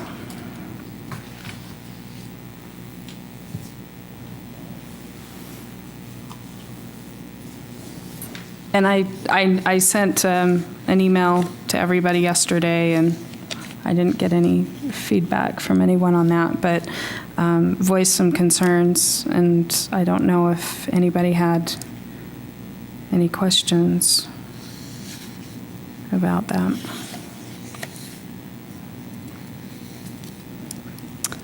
Let's see, I guess I want to look at this a little bit different way and kind of take it from a bird's eye view. Utah right now is recognized as one of the nation's most financially well-managed states in the country. And, you know, the state has established debt limits for local government. And if we approve the bonds before us today, Ogden will be under 55% of the allowable debt that's, you know, under the state laws. We have a city master plan, and these bonds are one of the tools which will give us the ability to continue upgrading our infrastructure. And I mean, this is not a surprise. We've been working on this since I have been on the council. And if there's no further discussion, I would make a motion. But I don't know if anyone else wants to comment. I'd like to have some comments on the options, to see where we're at in those aspects there. Are you proposing an option, or you? I will go ahead and do that. This is for the sewer, I guess. Is this just for the water? Yes. For the water and sewer. Okay, so this is for the sewer and water revenue bond parameters resolution, option 5. I move that the council give direction to the pricing committee that the maximum interest rate, term, discount rate, and bond amount for sewer and water revenue bonds Series 2013 shall not exceed the cost of the water treatment facility, replacement of aging distribution pipes, installation of new water meters, and other related projects, which is approximately $13.4 million, plus all necessary and associated costs of issuance for a term not to exceed 25 years. I'll second it. We have a motion from Councilmember Gochner to adopt proposed resolution 2013-19, option 5, with the parameters of the cost of the water treatment facility, replacing the aging distribution pipes, installation of new water meters, and other related projects, which is approximately $13.4 million, plus all necessary and associated costs of issuance for a term not to exceed 25 years. And a second from Councilmember Van Hoosier. This is a roll call vote. Councilmember Heyer? Aye. Councilmember Stevens? Aye. Councilmember Van Hoosier? Aye. Councilmember Wicks? No. Councilmember Gochner? Aye. Vice Chair Garner? Aye. Chair Blair? Aye. That passes. So I'll give the reason for my no vote. I would have supported a bond for the water treatment plant for 20 years. I think that that is something we need to address, and it would be difficult to come up with the cash to do that in the immediate future. I mean, it is a need, and am aware of that. The pipe replacement, those are long-term issues, and a flush of short-term money is not going to fix that problem overnight. You know, I'm not suggesting delaying any of the infrastructure projects in the financial plan. There is cash flowing into the water fund, and we should be able to address those with a timely schedule and invest our money in those projects instead of paying for interest over the next 20 years for that increased bond amount. And I'm going to just add to Councilmember Wicks a little bit and touch on what Brandon said also. We feel strongly that we need to do these projects that have been mentioned. We need to not put them off, get them fixed. And part of this master plan, long term, we have another big issue that's going to be coming at us in the next few years, and that's replacing the 36-inch water line down Ogden Canyon. And we need to have, as Councilmember Wicks mentioned, the quote from 2012, as much cash on hand to decrease the amount of money we may need to, at that time, to possibly bond again. And so it's saying, can we bond for all that now? We can't do that without really increasing our rates to our customers. And there are things that we have to be bold and deliberate in looking at, and I really feel like we're doing our best to look at these things and be very prudent. So thank you. One of the things that I think is very important, and if you think we don't lose sleep over this, we do, because we're water-paying citizens too, and our water comes out of the same tap, and I think we all worry so much about what we're doing in government to protect our water supply. But I think passing this bond it's in the best interest of the citizens, and it provides us with a water system that will be sustainable and economical. And I think we've discussed this bond for almost 6 years since I've been on the council. I think we've put off the vote as long as we can, and like you, I agree with some of the bond issues that you've discussed, and we were hoping not to run up against that. And I think by providing this bond that we're doing now and sustaining and having money flowing in, we can take care of a lot of the needs that we wouldn't have to come back and ask for a bond again. And I just feel really that we've had professional analysis. We've looked at it from every angle. I think every one of us have just labored over this to make sure that we do make the right decision. And I just think it's imperative for us to protect our water supply and our infrastructure for our future generations. And that's what that means to me by passing this bond. Just a few thoughts that I had as well. We did have so many years and decades where we got uncharacteristically low water rates, and we got to benefit from that, those of us who lived here at the time. I've lived here my whole life, and I guess I was in La La Land. I thought that's what water rates were supposed to be until they went up, and you start to kind of look at what's really before us. Since being elected to the council, it has been quite an enlightenment and quite an education in what the state of our infrastructure really is. I live in the north end of town. I represent that end of town, and a few years ago we lost water for about 3 days due to poor infrastructure. And we didn't get to turn on the tap and get water. And we don't want that to happen ever again to any part of our community. I think if we had lowered this and throttled back, it would be just like the councils of 50 years ago that just kicked the can down the road further. Just by nature of, we need to step up our infrastructure improvements, not throttle it back. And that's why I was in favor of this and voted for it.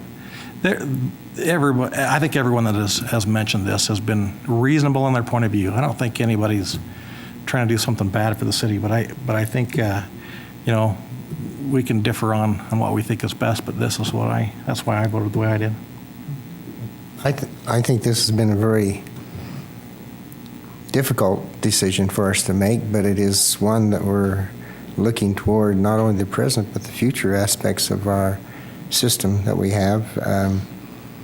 It was mentioned tonight that why didn't we fix it the first time? Well, we didn't have the funds to fix it the first time. We knew things would need to be repaired and taken care of and addressed, and one of the items was the filter plant up the canyon. And that's such a critical aspect. Our water's coming down that canyon, and anything can happen, and we need to find a system by which we can prevent the stoppage of our water coming into our area here. And the improvements of the water being delivered to the homes is very critical to us. And the opportunity of being able to have our city on meters that can actually go ahead and read actual gallons of water being used. And hopefully we can put that on our computer where we can equalize the payments across the board to all of our citizens. And that's a benefit to all of our citizens there. I'm very mindful of the indebtedness of the city, but also I'm reminded of the type of service that we need to provide to our citizens at an adequate cost. fiscal responsibility is paramount in all of our minds here on the council. And so we use the money as best adequate as we can. And I believe that what we've done here is not only address the problem of what is being presented to us, but it also presented a situation where we can improve for our future generations. I would echo that of the council. This was something that was talked about at great lengths, not just the last week or month or year. This has been going on for a long time, and because it's so important, we took the time to really look at this. And water affects everyone. Everyone needs water. Everyone uses the water, and so we wanted to be as prudent as we could. And I believe we did do what's best for the city right now, and addresses the problems that are most facing right now, and there'll be other problems that come up, and we'll have to address those too. And hopefully with what we've done tonight, we can be able to attack those problems also in the future. If there's no further discussion, we'll move on to the storm sewer revenue bonds.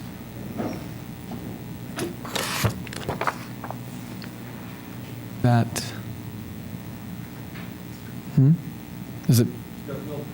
No presentation on that? We had a combined presentation Okay. because there wasn't a lot to talk about there, so we were just assuming you'd go straight to public comment. We will go straight to public comment then. So this is also a public hearing, so we will accept public comment on the storm sewer revenue bonds. Just a reminder to state your name and address for the record. Dan Schroeder, 1444 Binford Street. I'd like to question the wisdom of maintaining 365 days, actually it's more than that, of cash reserves in the sewer fund, either for sanitary sewer or storm sewer. If you look at your revenues for those funds, they're almost entirely fixed. Your storm sewer revenue is completely fixed. It doesn't depend on how much rain falls in a given year. It's just a flat rate that you slap on everyone based on the size of their impermeable surface area. So revenues are predictable. Expenses are also, I think, under control. You've already done a study of capacity issues, and you've seen that your capacity needs are all going to be addressed within about 5 years. There is this little uncertainty about what happens after that when you get the study on the condition of the system. But I would urge you not to make a decision today until you've actually seen that study, because if you aren't going to be facing major needs 5 years down the road on the condition of that system, then it would make much more sense to just borrow money for the very short term, because you're going to have cash flowing in very rapidly after 5 years once the capacity issues are addressed. So why don't you wait for that study of the condition issues of the storm sewer system, and then maybe it'll show that you need to bond for more than $5 million, or maybe it'll show that you don't need to bond for 20 years, that 5 or 10 years would be enough. But I don't understand why anyone would make a decision now when you've got a study in the works and the results of that will be in soon. Thank you. Thank you. Thank you, Dan.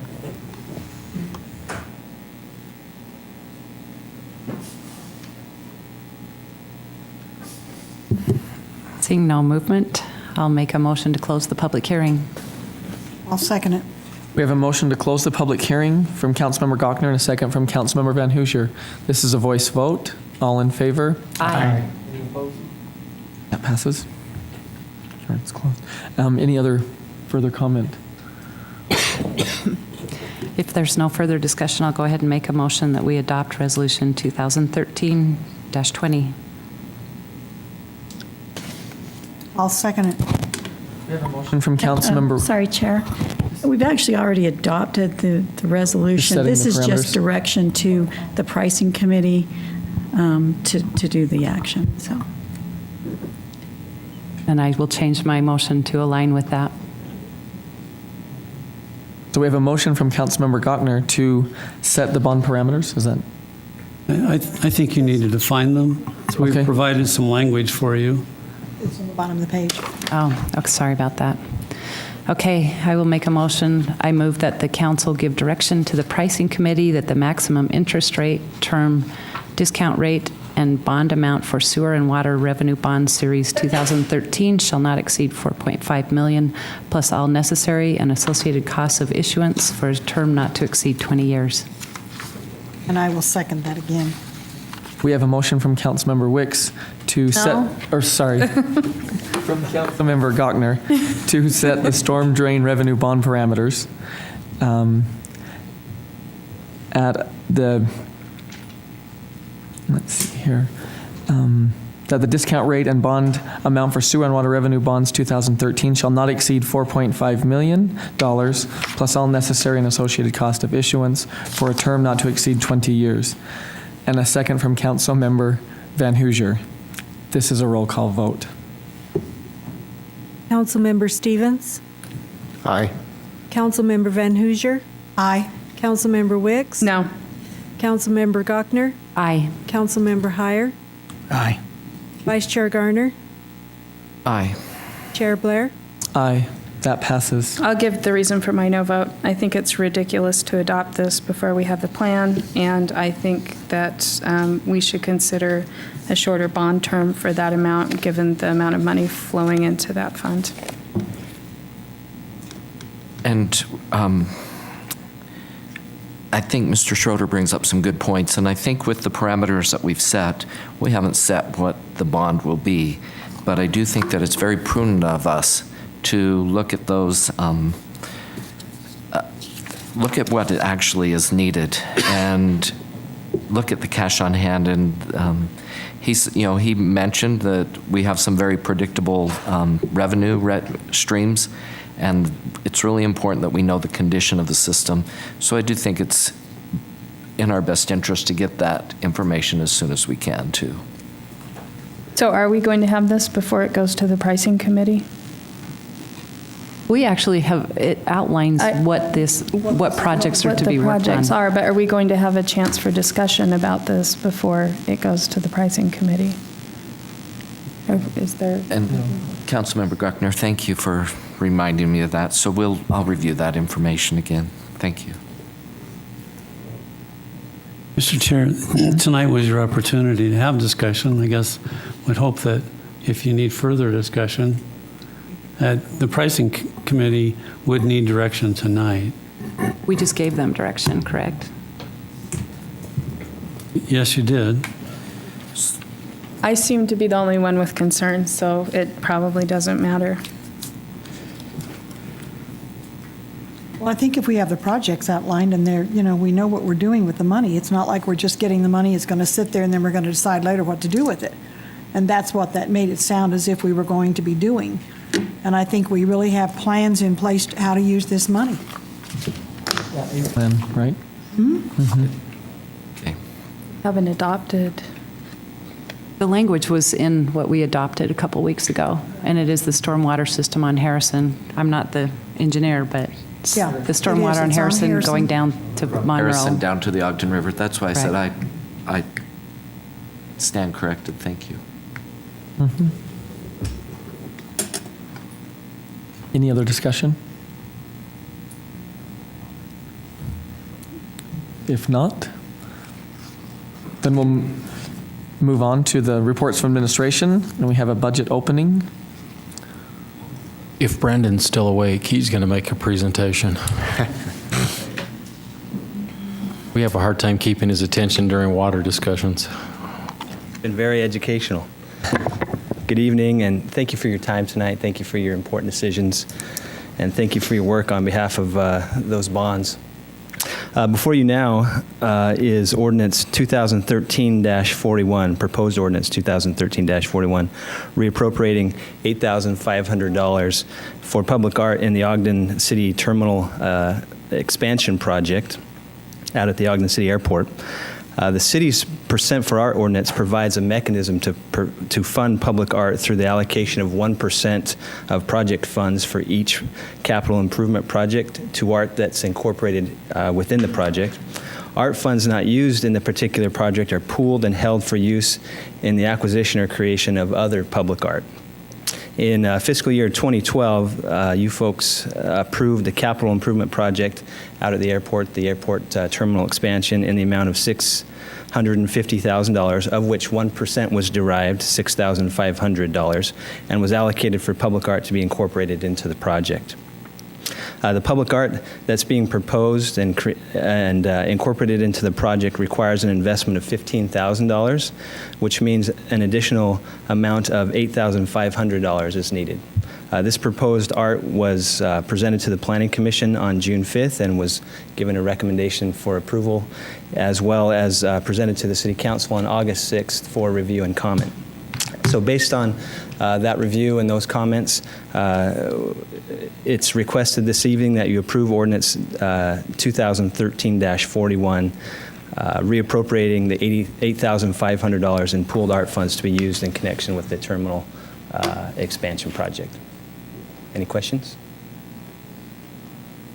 I have a question about the pooled funds. How big's that pool getting? I believe the fund currently is $170,000 before any additional reappropriations from it. And where these funds are coming out is the art fund, so that's why it's being used in this capacity here. Correct. So It's off of CIP projects. We have a 1%, and so that comes off these CIP projects. And if it's not used for that specific CIP project, then it goes into a pool of funds, and we need your authorization to be able to use it for a different project. But it is a designated fund for art. Correct. This Only. percent for art. Only. Brandon, is that, there have been people at the airport that have complained about the condition of gates and any number of other things, and wondered why we're spending money on this thing when they could be spent on gates or whatever. Right. And I think it's important that this be understood, that this percent for art is a state requirement, and that it can't be used for something else. That's correct. When this was set up, this fund and this ordinance is only allowed to go towards art projects either designated to the project. It isn't actually a state ordinance, though. It's a city ordinance. It's a city ordinance. But it is ordinance. Your point is right. Yeah. Is correct. It's meant to be connected with the project or with public art. Yep. Thank you. It isn't just discretionary that No. we just decide Correct. nilly-willy. Some art at the airport. Willy-nilly, yeah. Thanks. Thanks. Okay. Okay, with that, I just move that we adopt proposed ordinance 2013-41 to reappropriate $8,500 for public art in the Ogden Airport Terminal Expansion Project. And I'll second that.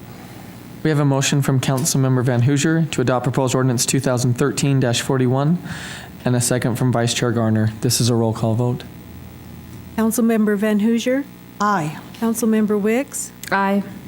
Councilmember Gochner? Aye. Councilmember Heyer? Aye. Councilmember Stevens? Aye. Vice Chair Garner? Aye. Chair Blair? Aye. That passes. Next is public comments. This is an opportunity to address the council regarding your concerns or ideas. Please state your name and address for the record and limit your comments to 3 minutes.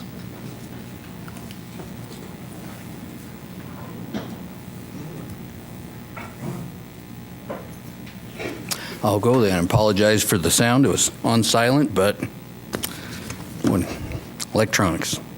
Okay, my name is Jim Larkin. I live at 3038 Polk Avenue. I addressed you last month regarding our issue with the Mount Ogden Senior Housing Project here, basically on a follow-up.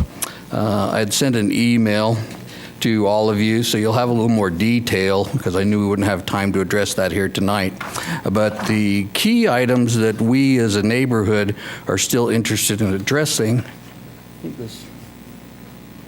Switch that, or you do your thing? She'll take care of it.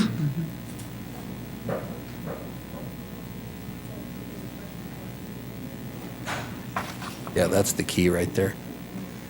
Okay. So I appreciate your time and interest, particularly last time.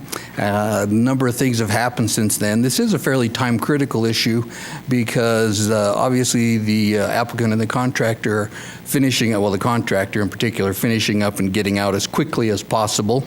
And we as a city, neighborhood, and neighbors will be left to deal with what they leave behind for a very long time. We have a number of concerns, particularly the trees were one of the issues. We're still interested in knowing the real root cause, and I'll quit playing on that pun. That's a technical failure investigation term. I've sent you some more information via email on that. The bottom line is the root cause is something that you can control and that you identify that says if this had not happened, then the bad thing wouldn't have happened. Okay. I won't go into further elaboration on that, but up until now, it's a given that the root balls were destroyed prior to our urban foresters getting there. It's a given that when he was there, the only choice was to have them removed. What we haven't, no one's been talking about or has said is why were the root balls destroyed? As far as I'm concerned, I only see three choices. It was either willful, negligent, or incompetent. I don't know what else there is. So we'll be interested in finding if someone ever says what the root cause is. But one of the things that the council had addressed was we don't want this to happen again. One of the items, if you're going to prevent something from happening again, you have to know why it happened the first time. Okay? And so far, that hasn't been put on the table. So that was the issue. They're currently also, again, in willful violation of their conditional use permit. In case anyone's not aware, was at the Planning Commission and made a presentation there. This one is, I'd say it's as obvious, it's just not as severe to correct, in that it was they were approved, the Planning Commission approved the amended plans. However, they were very specific. The contractor had built an enormous monument sign, 8 by 10 or something. The Planning Commission said, no, that was never approved. They had them cut it down. They were very specific in their approval that it should be non-illuminated. If any of you want to drive by there this evening, you'll see it is very illuminated. Why? I don't know.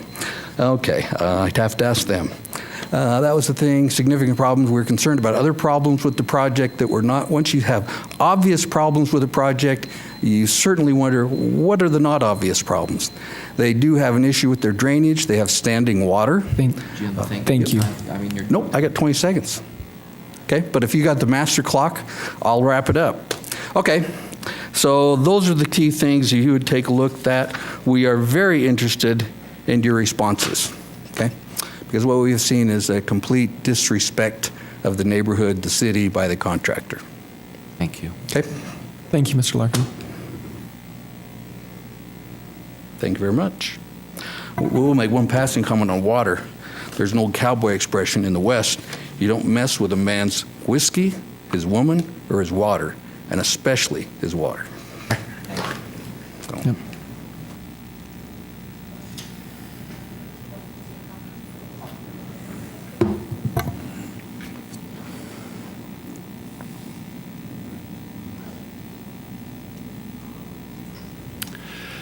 Members of the council, I'm Don Frederickson. I live at 3026 Polk Avenue, right directly south across the street from this project.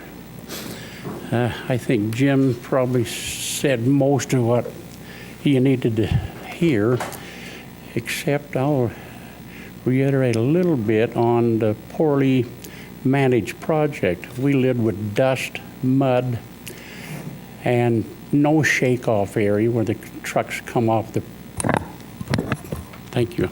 off the project. And that's a part of the requirements. Any development in Ogden has to have shake-off areas. It was a river of mud for a while.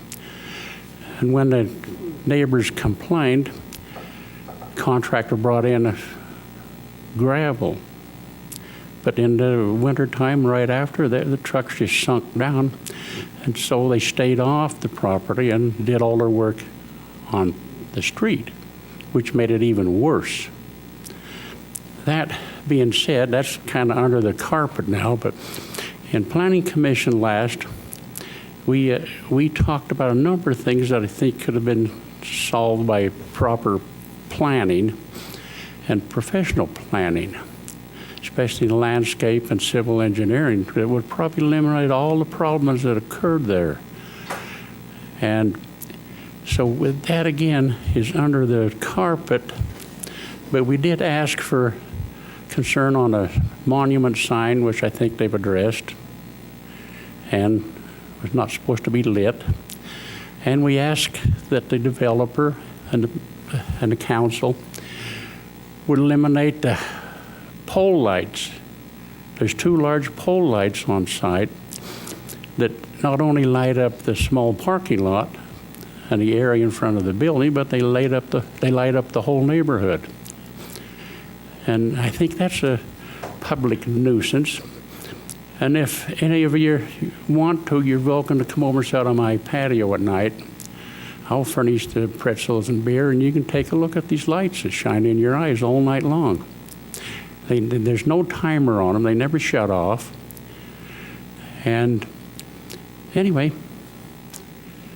I think that we should ask or tell the developer, shame on you, and I think the planner should be told the same. You do have a wonderful bunch of city planners, and I respect all of them. I know them for a long time. I don't think they would ever let this happen if it wasn't for the developer maybe sneaking it through, as maybe bad terminology, but it's really a poorly done job. It's a beautiful building, but it doesn't fit in the area. It's way out of scale. And that's my comments. Appreciate you listening to me. Thank you.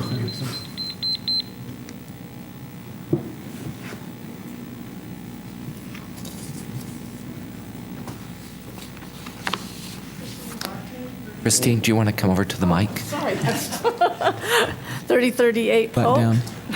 Pardon? You can pull that down. Oh, there you go. 3038 Polk, Christine Larkin. I'm the photographer of the family. The gentleman that just spoke, I wanted to show you from his, that's what he sees from his backyard where he used to see the mountains. That's what he has, absolutely no privacy at all. Looking up the street, this is what we used to see. Is that all in there?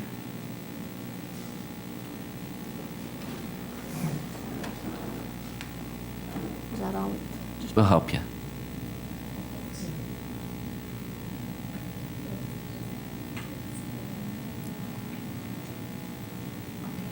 That's what we used to look at every day. This is what we're looking at every day now. There's a gentleman that's living kitty corner from this complex that's trying to sell his house. He's not having very much luck because this is now what he sees every day. That's during the day. And I'm not a night photographer. That's the best I could do, but that's what he sees at night, every night. Thank you. Thank you.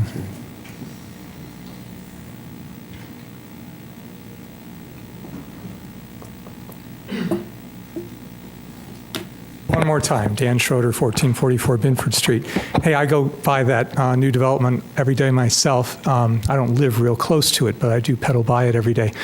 And well, I guess I just have one suggestion, and if someone could ask that those lights be put on motion detectors so that the lights aren't on all night, I think that would be a big help. I do appreciate that they have put in some trees, and it's looking a little better than it did a couple weeks ago. As far as the bonding goes, I, and I hope you, will be watching those cash balances in the coming year and 2 years and 3 years. If those cash balances continue to go up, then someone has broken a promise, someone has broken the public trust. You need to start spending that cash. If you're really afraid that these leaky pipes are such a problem and we need to start replacing them, then let's get those capital improvement projects approved and let's start spending that cash. It's not responsible for the city to keep letting cash accumulate more and more and more. So we'll be watching, come back in a year or two, and we'll see where those cash balances stand. I hope you will pay them down to about 180 days, and that's for all three funds. You don't need any more than that. Thank you.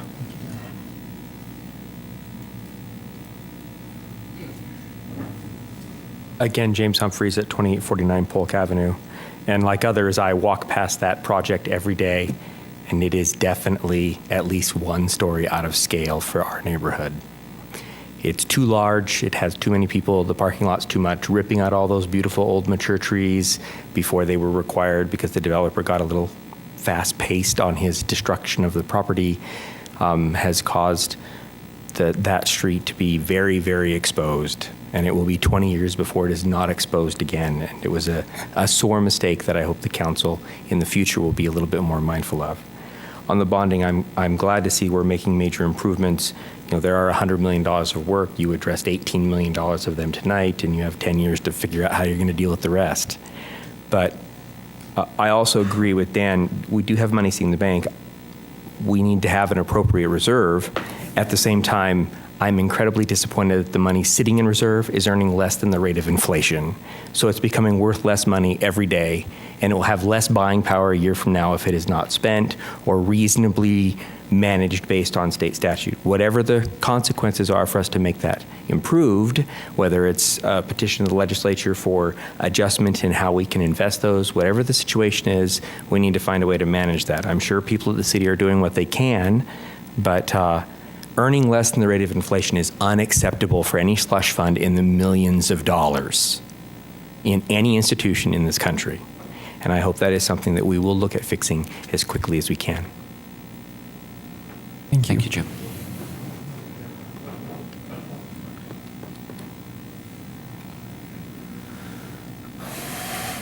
Dave Dice, 3051 Taylor, and a new subject, the wonderful Mount Ogden Park. And I've been lucky enough to have the eyes and ears of Council Chair Blair that I've sent photographs to.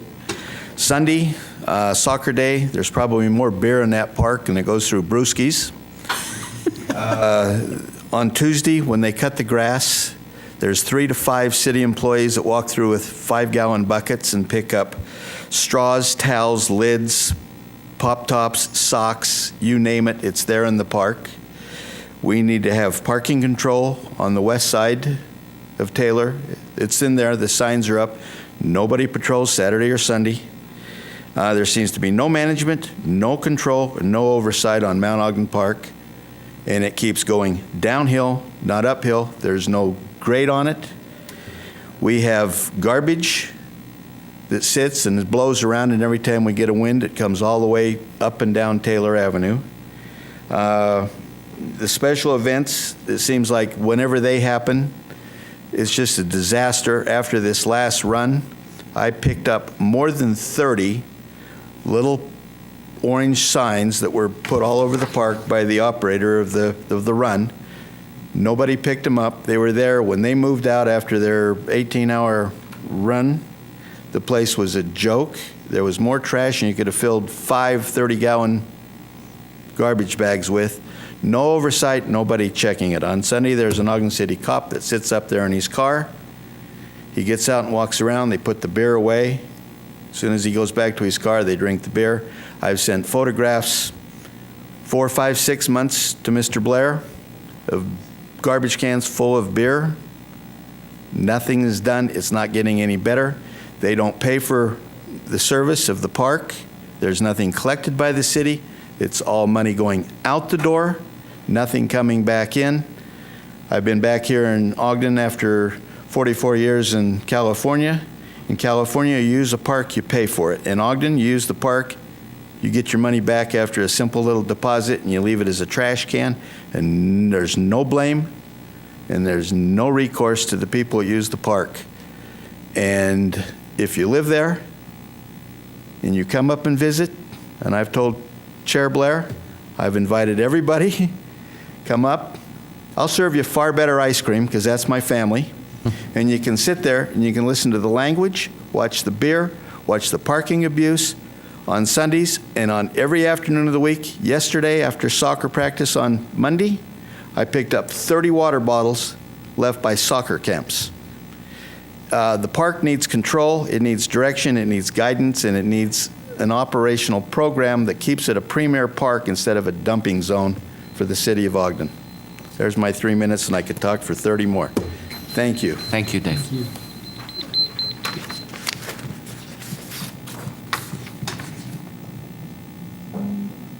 Yeah. Yeah. Seeing no other public comments, we'll move on to comments from mayor or administration. Since Mr. Montgomery put a tie on, I'm going to give him some of my time, if that would be okay with you, Chair, to respond a little bit to the issue that was brought up on Mount Ogden Senior Housing. Thank you. I wasn't sure, remember what the rest of the title was. Thank you, Mr. Johnson. And just to address the things that Mr. Larkin and some of the other neighbors have talked about, I mean, we've been in discussion. That is not staying still, is it? I'll back up this way then. It's not going to stand up. We understand the concerns of what has taken place in the neighborhood, because when you have mature trees and you've lived in that neighborhood and you've set a tone and a character, and what has taken place, it alters everything. It really does. And I think the thing that's hardest is when this is man-made.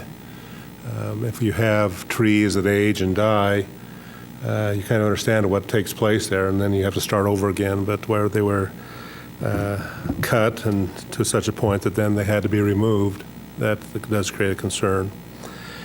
As we've tried to look at the scenario, and I guess answer a couple of points of, if you will, the root cause, and what have we learned from this? A couple of things we've learned from this, and that we're taking into consideration for future projects, is first of all, when we know we've got a sensitive situation, we need to be proactive in setting the design solution to begin with, rather than relying on the engineers and architects of the developer to set the solution and us okay it.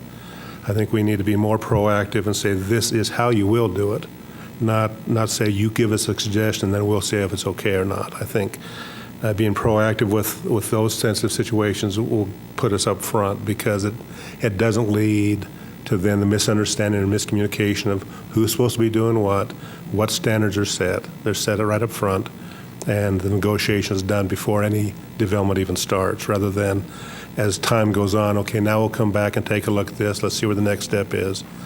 I think that's the first thing we've learned from this. The second thing we've learned, I think, is one that the Planning Commission at the last meeting stated, was that they want to have a tree ordinance in place. We're going to have a work session in mid-September to address that specifically will place more emphasis on site trees, on the public trees, and set better penalties and parameters. What happens if trees are taken down? Right now, they're considered, if it's a violation of the site, it's a $125 fine to begin with, and it doesn't do much. While these trees, in terms of value, I'm not aware of what the true value is. I do know a few years ago we dealt with an issue on 12th Street where we had a horse chestnut, and at that time we got a value of about $8,000 of what the value of the tree would be. And as we try to work with that, the concern is here you've got an asset to a property that is more than just what does it do for that individual property, what does it do for the area. We don't know what the value of these trees were, but there's nothing we can do about where it is now. We can't glue them back and say, well, it's good as new. It doesn't work that way. So we try to make the development at least respond to what has happened by installing 6.5-inch caliper trees, when the normal standard is 2, to replace what has taken place in the park strip. We also doubled the amount of trees on site since their first approved site plan to try again mitigate it. We've basically, with the urban forester, looked at every possible inch we could put trees in, realizing that as they grow, they still got to be able to survive. The conditional use permit that was then approved for the project, the revised conditional use permit, has now stipulated that not only do they have the year warranty on all the trees and all the plants, that if they die within the year, then they have to be replaced at the developer's cost, and we hold that warranty in place, that with the conditional use permit approval, that any time one of those trees dies, they have to be replaced or there'll be a violation of the conditional use permit. So we've gone above what a normal present ordinance is to stipulate that. The lighting on the sign, I'm going to drive up there tonight because, as was mentioned, there's not supposed to be any lighting on the sign. And as was explained at the Planning Commission meeting, the lighting needs to be done that it meets ordinance that the direct light source is not visible from off the property. And that condition applies, and if it's in violation, then we will go to correct that, whether the contractor leaves the site or not. That's still an owner's responsibility, and what he does with the contractor and between him, one of them have to solve it. We don't care who, they just have to solve it. So we'll be taking a look at that, too. I know there's a concern that with the certificate of occupancy right now, that still has not been issued. There's a fire safety issue that still has to be addressed.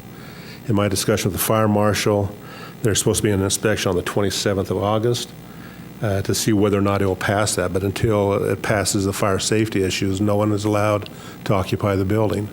And no occupancy permit has been issued yet at this point. Are you holding it at all because of the trees? Or the trees are just a non... Well, the trees have all been installed according to the revised conditional use permit. So they've put in the 6.5-inch caliper trees in the park strip. They've added all the additional trees. So all the landscaping issues on the revised site plan have all been installed now. The other question I'd have is the original plan had a rock, and now you've got a marquee. I don't know how... So what the Planning Commission did is amended their sign to allow a 4-foot tall sign. The rock was 3.5 foot in height.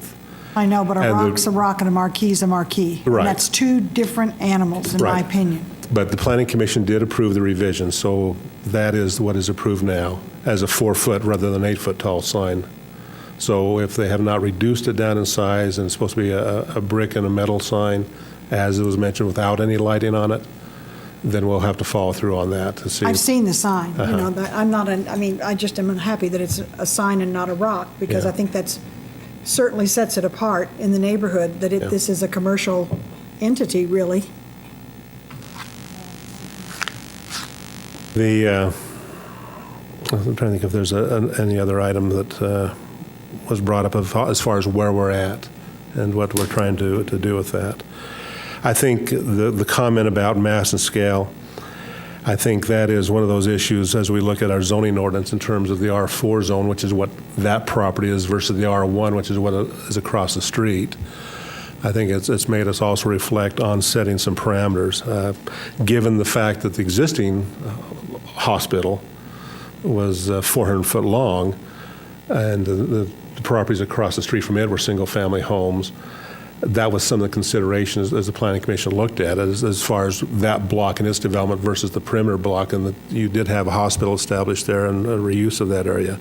True, on this side you had a convent, which is being used as an office in the last go-around. But it has made us stop to take a look of maybe setting some additional parameters in the zones based on, again, relationships that are more definable, so that to begin with, you know what you have to deal with, where it's vague and saying there is no standard in the R4 zone, it's just a conditional use. And again, when we received really no public comment at the original meeting about the building itself, again, the commission felt they were moving forward, but when the trees were taken down, then of course it revealed how massive the building was. Well, and I think the building was manageable before the trees were removed. Probably so. Yeah. It wouldn't have mattered. You wouldn't have noticed so much. Now that's all you see. But yeah, what's been done is done, and we can't bring the trees back other than just trying to create a mitigating plan. As far as could there be something more done in terms of mitigation, I really don't know what else could have been done as far as what is now approved in terms of mitigating impacts. The building is built, and the approval was that building could be built. And so to come back now and say, well, now you can't have the building there, we wouldn't win the lawsuit. We'd lose the lawsuit. As far as trying to mitigate it, then you try to say, what are the mitigating factors? Well, the only thing you can do is landscaping. And we've looked at the largest trees possible that could survive at this point and being transplanted, and increasing the number so that the future will be even thicker vegetation than what had existed or what was proposed in the original plan. So we felt that is the best compromise in mitigation that could take place. And Mr. Montgomery, with that, I mean, as council members, we all felt terrible when we heard about this. But the mitigation and the correction to this really is the Planning Commission and your department. Yeah. And like I said, I don't know what other mitigation could take place than what the Planning Commission approved that would solve any other problem, other than, again, light control, which the commission addressed and we'll be looking at to make sure that's followed, the sign, the lighting on the sign, and make sure the trees are maintained and alive. Sure.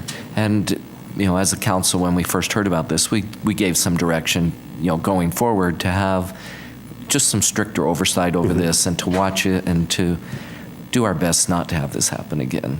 And so penalties and other things for these contractors going forward. And I think that's why the commission really is going to even go beyond that in terms of the tree ordinance and what they're going to be recommending to you in the next few months. Yeah, when could we expect to see that? My guess is you'll probably see that. If we're doing the work session in September, hopefully we could then have the public hearing in October, and you'll see it the middle or late October. That's, we've talked about that for lots of years. Yeah. Protecting the trees on sites. And, that's probably as good a mitigation as we can have, is that we can learn from the mistakes, put some real penalties in place for developers that violate their conditional use, and so that it will keep them from violating them. Well, and not just the conditional use. We'll look at this tree ordinance as all trees in the city that are substantial. I'll go back to the old farmhouse on 12th. When they took it down, they took down a lot of trees, too, that shouldn't have been taken down. But we didn't have anything that said you couldn't do that. Yeah, that's been a thing. Before people go in and get their permit, they take down all the trees so they can avoid any problem. And if we have a tree ordinance that addresses those kinds of issues, then that'll be really important. Yeah. So what tools do we have? Say this coming spring, those trees don't send out leaves and they're dead. And they aren't replaced. What sort of recourse do we have? Well, we'll hold the money for the first year warranty. So we'll have cash on hand to say, you don't get your money back until you put the trees back in. And you can revoke the conditional use permit. Yeah, if you got to that point. So that's the first year. Beyond that. Then it's the revocation of the conditional use permit, saying your plan is now tied to these many trees on site being alive at all times. If you're not maintaining that, you're in violation of the conditional use permit, and then we do the hearing. And so at that point, they've got an investment in there that the revocation would get their attention, that the cost of a tree versus losing the occupancy of the building would catch that attention. We'd send code enforcement over there also. They had their sidewalk poured and plants in the ground before their revised plan went to the Planning Commission. Yeah, they were, our discussion with them about that, it may be premature because you don't know what's going to happen. They said, well, we want to show that we're at least trying to do something at this point. We said, we can't stop you from putting in the trees and that now, but just realize you may have to put in more if the Planning Commission requires that. But I think to the neighbors, it looks as if they're kind of thumbing their nose at the process by going ahead and completing something that's just, a little bush compared to a tree. And I think that's offensive to me as a citizen. And as I sit back and look at my neighborhood, and if somebody came in and did it to mine, I can't tell you how offended I would be and angry with the developer. So I think, it's also an issue of feelings here, if you want to say so. There is. It certainly is. I mean, and the outlook that they can get away with it. And in this case, it's not happening, and I'm glad that it isn't. But to the general public that drives by there every day, they figure the developer won. Well, and depending on what you expect as an exaction from an action, you still may feel that they won. Yeah. But the question is that they had to spend more money on the project from what they had budgeted to meet these additional requirements. They had to take some things out. If they haven't, they will. This in terms of the sign and that type of thing. I haven't been up to look at the sign, so I'm not. I'm going to go up tonight to see if it's lit. But the issue is they're still going to be making money while these trees are growing for 20 years, and the neighbors are devastated. Yeah. And that's not, to me, a good compensation. But I'm sorry. Yeah. Greg, thank you for your help, and thanks for staying. May I approach one more time on the No. Mr. Dice, thank Yep. you. The public comment's over. Yeah, I'm sorry. Public rebuttal. Yeah. I would love to answer the questions of Mr. Martin. We'll get with you, Mr. Larkin. I've already sent it to you, right? Chair, if it would be okay, if any of these individuals would like to talk to Mr. Montgomery afterwards, he'll be available. I'm sure they would love to talk to Mr. Montgomery. Don't delay him, though, till the sun rises, because he'll never get to see the sign at night. Okay. Comments from council members? Just one brief. For the mayor and the fire department, thank you for your efforts over this last 2 weeks. And, thanks our fire guys for all the hard work they're doing. And we hope this arsonist and other things stop quickly. We have 3 squadrons of police officers working on this issue right now. So we're putting every resource we have into trying to locate who's doing this. I have a question, just something that's been brought up. With the water restrictions from Pineview Secondary Water, are we going to be lenient with people having not so lush and green Yes. lawns? And could we maybe put something up on the website? People are wondering what in the heck they're supposed to do if they have to cut their water use by 50% and then they fear the city coming after them for that. That's a great idea. We'll put something up on the website. We haven't been enforcing burnt lawns all year because we knew the water situation was. So are we going to encourage Ogden City water users who are using culinary water on their landscape to start conserving? Are we concerned about that too? We're talking about that, and we should have an answer for you soon, but that was some dialogue that we experienced. The other secondary water provider hasn't taken the same steps as Pineview has. So we're kind of weighing our options, and we'll be coming to you with probably what we've come up with, but we're not through the dialogue yet. We've just started having that dialogue today. I think you need to get something out pretty quick because, the water is running out of the reservoir. And I think people are kind of wondering what they're supposed to do with scheduling their sprinkler timers and things like that. And they fear that the city's going to come after them. And I've told them, if you get a ticket, bring it to me. I'll deal with it. But if we're not enforcing, we should let people know that. We're still enforcing weeds. We're still enforcing junk and debris. We are not enforcing burnt lawns. Yeah, that's. But we haven't all year. Code enforcement hasn't done that all year. So, and the house next to me is living proof of that. So our water supply is a little bit down this time then, huh? The reservoir's down. So far, our wells are doing well, but we need to be starting thinking of next year if we have a light winter. That's where Pineview's thinking right now is, I don't know what the Farmer's Almanac tells me. Jake can probably tell me, but it is something that we are sitting down and talking and trying to work through. Something else that came up too was, people seeming to think that you couldn't use water-wise landscaping, that you have to have grass in your park strip and things like that. I don't know if we could maybe, where we put on the website the information about, encouraging people to reduce their water consumption and that we're not going to ticket you for having a not-so-green lawn, maybe put some Xeriscape resources and things like that, and the section of city code so they can easily find it, so they know what they can do.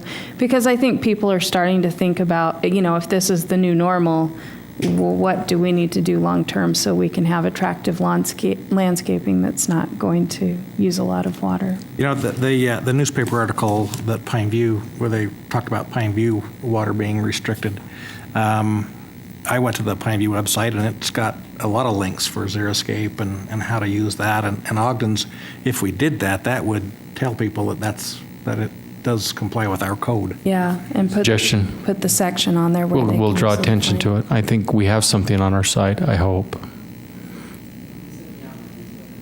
We have been sending it in the newsletter, but we'll put something on the website. Mr. Chair, I just wanted to mention that next week you do have a work session with both Pineview and with Weber Basin to talk about secondary water. So it'd be a good opportunity to have further discussion. Okay. Any other comments, or if not, I'll make a motion to adjourn. Second. We have a motion to adjourn from Councilmember Wicks and a second from Vice Chair Garner. No. No. Councilmember Gottlieb. Motion to adjourn from Councilmember Gochner and a second from Vice Chair Garner. This is a voice vote. All in favor? Aye. Okay. See, that's why people don't want to sit by me. Because you're